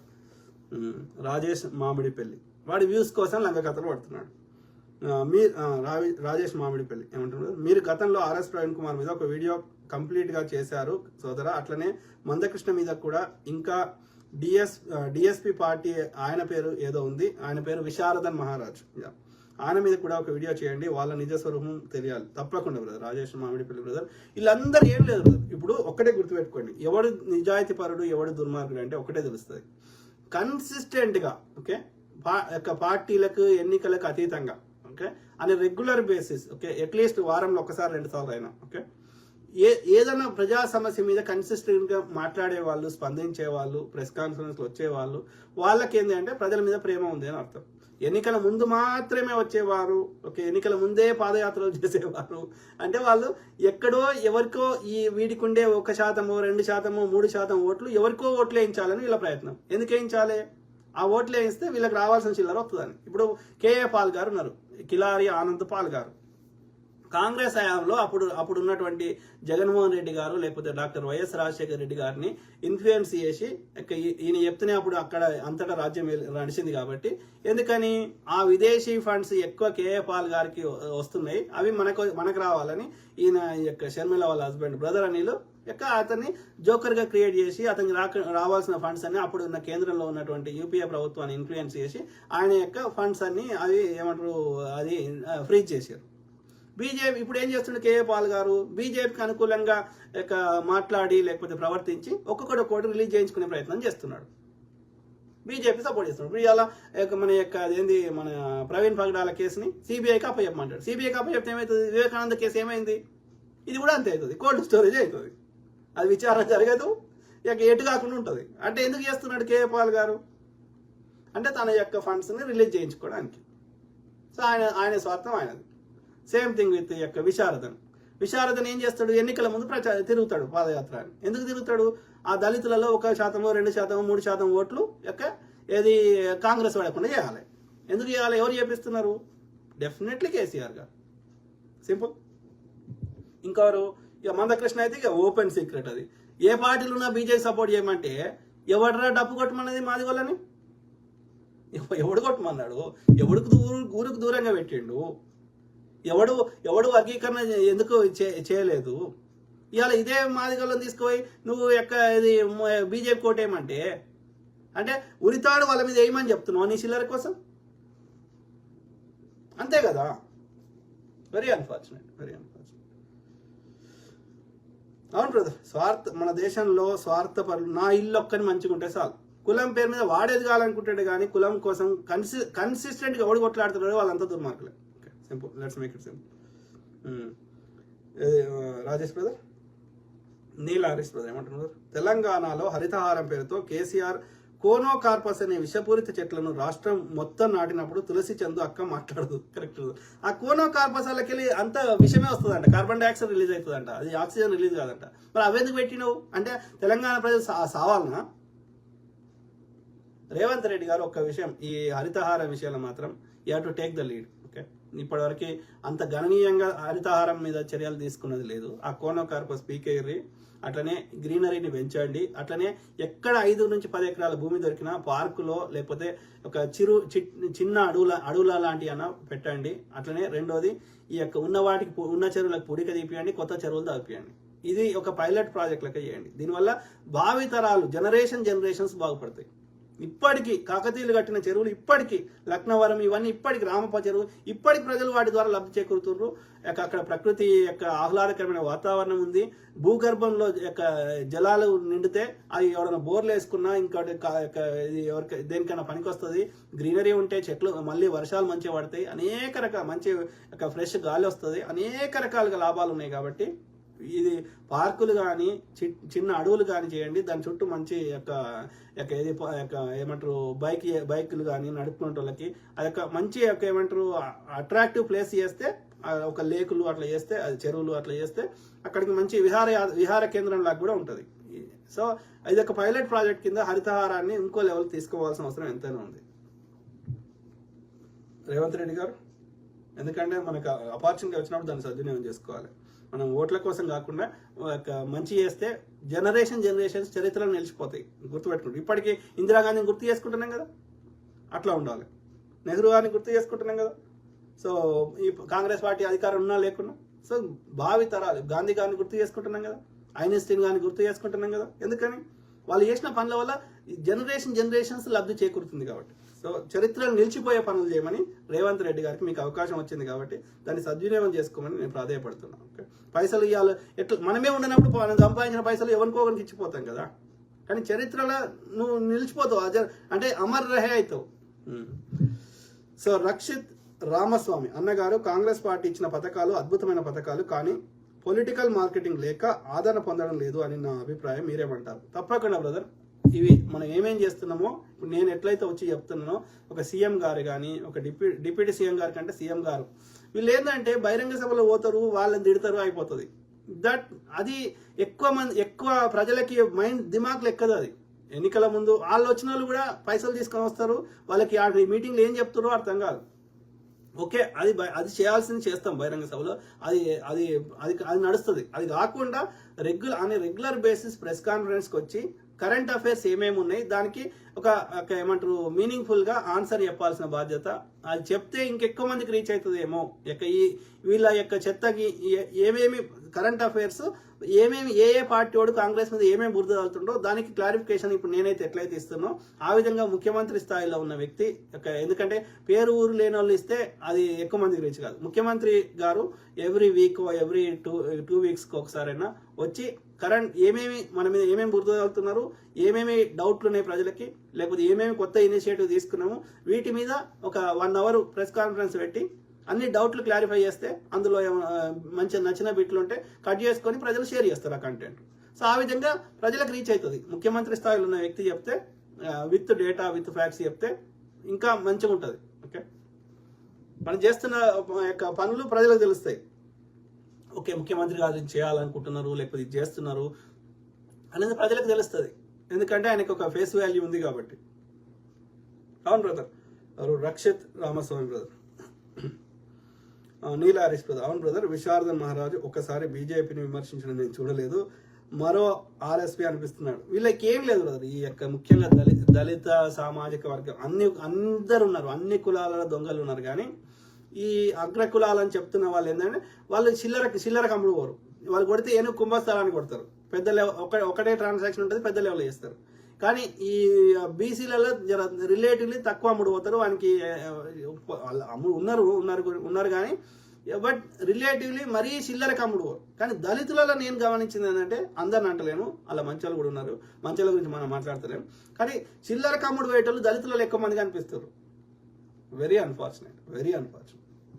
అంటే వీళ్ళని 1% నమ్మలేని పరిస్థితి తీసుకొస్తున్నారు. ఇప్పుడు మన చూడు, మన యొక్క ప్రవీణ్ పగడాల విషయం మీద నేను ఎన్నో మాట్లాడినా, ఎన్నో చర్యలు చేద్దామని అడిగిన. ఒక్క క్రిస్టియన్ కమ్యూనిటీలో ఒక్క లీడర్ కానీ, ఒక సామాన్యుడు కానీ ముందుకు రారే. ఎంతసేపు ఫోటోలు దిగుడు ఈ ముచ్చటనే కానీ అంతే. నీలహరీష్ బ్రదర్. కాంగ్రెస్ మరియు కమ్యూనిస్టులు 2 పార్టీలు అన్ని మంచి పనులు చేస్తుంది, కానీ దరిద్రం ఏంటంటే ప్రచారం చేసుకోరు. అదే వాళ్ళ మైనస్. మిగతా పార్టీలు ఏ పని చేయకపోయినా అంత చేశామని చెప్పు. ఇదొకటి, ప్రచారం చేసుకోరు ఒకటి. రెండోది, ఎదుటోడు బురద తగులుతుంటే చల్లించుకుంటా ఉంటారు. దాన్ని తప్పు అని దాన్ని ఆపరు, దాని మీద చర్యలు తీసుకోరు. వాడు స్కామ్లను బురద తగిలినప్పుడు దాన్ని క్లారిఫై చేసేసి ఇది వాళ్ళని అప్పుడే నియంత్రించుంటే ఇవాళ ఈ పరిస్థితి వచ్చేది కాదు కదా. రైట్? ఇంట్లో అట్లా చేయకుండా కాంగ్రెస్కి సంబంధించిన వాళ్ళని అరెస్ట్ చేస్తారు. బీజేపీ వాడు ఎన్ని ఆరోపణలు వచ్చినా చేస్తుండా. ఎలక్టోరల్ బాండ్స్ సుప్రీంకోర్టు తీర్పిస్తే కూడా ఏమంటాడు మోడీ? ట్రాన్స్పరెన్సీ కోసం తెచ్చినామంటాడు ఎలక్టోరల్ బాండ్స్. ఎక్కడ ట్రాన్స్పరెన్సీ ఉంది? నువ్వు ట్రాన్స్పరెన్సీ చంపేసి ట్రాన్స్పరెన్సీ ఉంది అని అవద్దని చెప్తే, కోర్టు అడిగితే కూడా ఎవరు డొనేట్ చేసినప్పుడు చెప్పురా అంటే చెప్పని మళ్ళీ నేను అన్ని అబద్ధాలు చెప్తే అది అంటే కాంగ్రెస్కి మిగతా పార్టీలకు తేడా అది. సో కాంగ్రెస్ పార్టీ వాళ్ళు ఒకటి తప్పు చేసే వాళ్ళని నియంత్రించాల్సిన అవసరం ఉంది, చేసిన గొప్ప మంచి పనులు ప్రజలకు చెప్పుకోవాల్సిన అవసరం ఉంది. ఈ 2 చేయకపోతే మనం ఎంత కష్టపడ్డా దాన్ని ఎదుటివాడు దాన్ని యొక్క వాడు మన మీద ఏమంటారు మళ్ళీ అడ్డదారుల అధికారంలోకి వచ్చి మనల్ని నష్టం చేసే అవకాశం ఉంది. రాజేష్ మామిడిపల్లి. దళితులలో చిల్లరకి అమ్ముడుపోయే వాళ్ళు ఎందుకుంటారంటే వాళ్ళు తరతరాలుగా డబ్బు కానీ భూమి కానీ చూడలేదు కాబట్టి. ఒకేసారి డబ్బు చూసేసరికి మా కులంలో నా అంతటి వాడు ఎవరూ లేరు అని గర్వంగా ఫీల్ అవుతూ ఉంటారు. మందకృష్ణ అయినా, ఆర్ఎస్ ప్రవీణ్ కుమార్ అయినా, రసమై బాలకృష్ణ అయినా 2 గమనించిన బ్రదర్ మన రాజేష్ బ్రదర్. ఒకటి ఏంటంటే చిల్లర, రెండోది ఏంటంటే ఎవడన్నా సోకాల్డ్ అగ్రకులం అన్నాడు జర్ర దగ్గరికి పిలుచుకొని జర్ర హగ్గిస్తుందా అన్ని మర్చిపోతాడు. వాడు చేసిన దోపిడీ, వాడు చేసిన వివక్ష అన్నీ మర్చిపోతారు. Very unfortunate. అంటే తొందరగా ఉబ్బిపోతారు, తొందరగా ఇసిలరకు అమ్ముడు. అంటే రెండు బలహీనతలు ఉన్నాయి. ఓకే, ఇంకా మందు ఇట్లాంటి ఇస్తే ఇక అది కూడా ఒక బలహీనత ఉంది. సో అయినా రసమై బాలకృష్ణ చూడండి బ్రదర్, మొన్న ఫామ్ అవుతుంది, సంపాదించుకొని నాకంటే మించినోడు మా కులంలో ఎవడూ లేడని విర్రవిగిపోతుంటాడు. బల్కసం అని కూడా అంతే కాదు బ్రదర్. ఏం చేసుకుంటారు ఎవరైనా సరే ఈ అడ్డదారులలో మనం కష్టపడకుండా వచ్చిన సొమ్ము ఏం చేసుకుంటారు? ఒకటి తృప్తి ఉండదు, మనకు కష్టపడలేదు కాబట్టి. అది ఎవరిదో పేదోడు కట్టిన ట్యాక్స్ డబ్బులో, పేదోడి భూమో ఎవరిదో. అడ్డదారుల సొమ్ము మనకెందుకు? కష్టపడి సంపాదించుకుందాం, వ్యాపారం చేసాం కోటో ఆత్మగౌరవంగా బతుకుదాం. మనం ఒక్కసారి అలవాటు చేసుకున్నామంటే మన యొక్క ఆత్మగౌరవాన్ని వాని ఎదుటోడు వాని చేలో పెట్టినట్టే కదా. మళ్ళీ నాకు గౌరవం కావాలంటే ఎడకలు వస్తుంది. ఎల్లిగా అంటే పడాలి, మళ్ళీగా అంటే పడాలి. అంటే మన బతుకులు మారాయి. గంజి మెతుకులు తిన్నా సరే మనకి ఆత్మగౌరవం ముఖ్యం కదా. ఆత్మగౌరవం పోయిన రోజు మనం చచ్చిపోయిన సమానం. వీళ్ళకి తెలియదు. పోతారు, కేసీఆర్ కాలు మొక్కుతారు. ఆ యొక్క మందకృష్ణ పోతాడు, మోడీ కాలు మొక్కుతాడు. ఎందుకని? మోడీ దగ్గర తెలుసుకుని నాకు ఇచ్చిండు కదా మందకృష్ణకి. పోవాలి అంటే నేను ఏమంటున్నా, ఈ బానిస మైండ్ సెట్ వేల సంవత్సరాల నుంచి బ్రాహ్మణుడు, ఈ మనువాదుడు వాళ్ళ మైండ్ని కరప్ట్ చేసి పెట్టాడు. ఓకే, నువ్వు తక్కువ. ఇవాళ మన అందరం మొత్తం బ్రాహ్మణి కాలు మొక్కుతాం కుల్లా. ఏ బ్రాహ్మణుడైనా, చిన్న వయసుడైనా సరే, ముసలోడైనటువంటి బీసీ, ఎస్సీ, ఎస్టీలు కానీ, ఇంక్లూడింగ్ రెడ్డి వెలమ అనేటోళ్ళు కూడా, వాళ్ళు కూడా ఏది అగ్రకులం కాదు, శూద్రులే. సో ఏ బ్రాహ్మణుడైనా, చిన్న వయస్కుడైనా సరే, ఏ బ్రాహ్మణుడైనా ఒక రెడ్డి అయిన కాళ్ళు, ఒక వెల్మైన కాళ్ళు, లేకపోతే ఇంకో మాదిగైన కాళ్ళు, మంగళైన కాళ్ళు, మాలైన కాళ్ళు, శాలైన కాళ్ళు, సాకలైన కాళ్ళు మొక్కిండా ఎప్పుడైనా చూసిరా మీరు? బ్రాహ్మణుడు చిన్నవాడైనా మనం అందరి కాళ్ళు మొక్తాం. అంటే అర్థం ఏంది? మనం అంగీకరిస్తున్నాం బ్రాహ్మణుడు గొప్పవాడని. ఇట్లా తయారు చేసి పెట్టారు మన మైండ్ని. ఈ బానిస మైండ్ సెట్ని తయారు చేసి పెట్టారు. ఇది తప్పు అన్న భావన మనకు కలుగుతలేదు.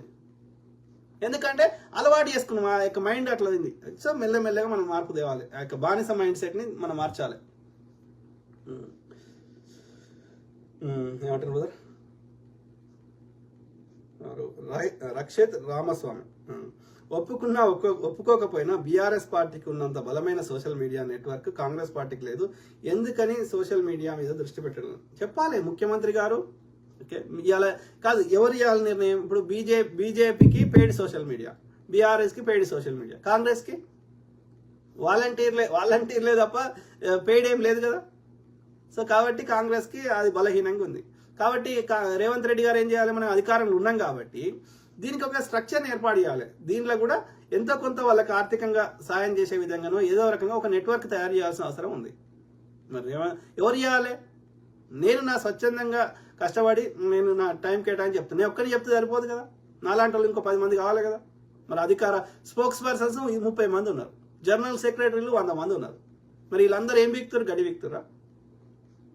I don't know. ఇప్పుడు ఆమె కాల్వ సుజాత గారు ఉన్నారు, ఆద్యాంకి దయాకర్ గారు ఉన్నారు, విజయశాంతి గారు ఉన్నారు, లేకపోతే రమ్యారావు గారు ఉన్నారు, ఇంకా అనేక మంది ఉన్నారు. ఓకే, శారదా నేరెళ్ళ గారు ఉన్నారు, ఇంకోరు ఉన్నారు. ఏంది వీళ్ళకి కార్పొరేషన్ చైర్మన్ ఇంకో పదవి ఇస్తే కాము కూర్చున్నారు.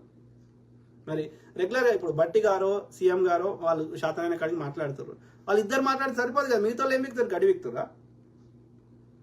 వాళ్ళు అధికారికంగా ఉన్నారు, మాకు పదవులు కావాలని ఆశిస్తున్నారు, పదవులు తీసుకున్నారు.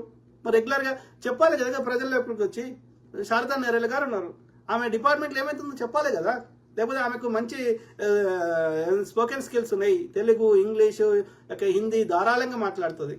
మరి ఆమె ఒక బాధ్యత తీసుకొని కాంగ్రెస్ ఇప్పటివరకు ఏమేం చేసింది, ఏమేం చేయాలో చెప్పొచ్చు కదా. ఇందిరా శోభన్ గారు ఉన్నారు అని రెగ్యులర్ బేసిస్ ఎందుకు చెప్తలేరు వీళ్ళు? ఎప్పుడో ఒకసారి అమాసక పుణ్యానికి ఏదో చేసినట్టు చేసేసి మేము ఇది చేసినాం అది చేసినామని పదవి కావాలని అడుక్కుంటారు తప్ప అని రెగ్యులర్ బేసిస్గా కాంగ్రెస్ ఏం చేసింది, ఏమేం చేయలేదు చెప్పొచ్చు కదా ప్రజలకి. మంత్రులు వాళ్ళంటే బిజీ ఉంటారు, వాళ్ళు డే టు డే తిరుగుతుంటారు, నియోజకవర్గాల్లో ప్రజలను కలుస్తుంటారు కాబట్టి వాళ్ళకి మీటింగ్లు ఉంటాయి కాబట్టి వాళ్ళకి అంత అవకాశం లేకపోవచ్చు మంత్రుల స్థాయిలో. కింది స్థాయి ఈ మిగతా వాళ్ళు అయితే పెద్ద పీకేది ఏం లేదు కదా. వీళ్ళు కూడా లాబింగ్లో బిజీ ఉంటారు అన్నట్టు. ఆన్ కాలు మొక్కి వీళ్ళు కాలు మొక్కి 4 పదవులు తెచ్చుకుందాము, పనులు చేయించుకుందామని అంతే తప్ప కాంగ్రెస్ ఐడియాలజీని ప్రజలకు చెప్పాల్సిన అవసరం ఉంది కదా. వీళ్ళందరూ ఖాళీగానే ఉన్నారు కదా. ఆలోచించుకోవాలి.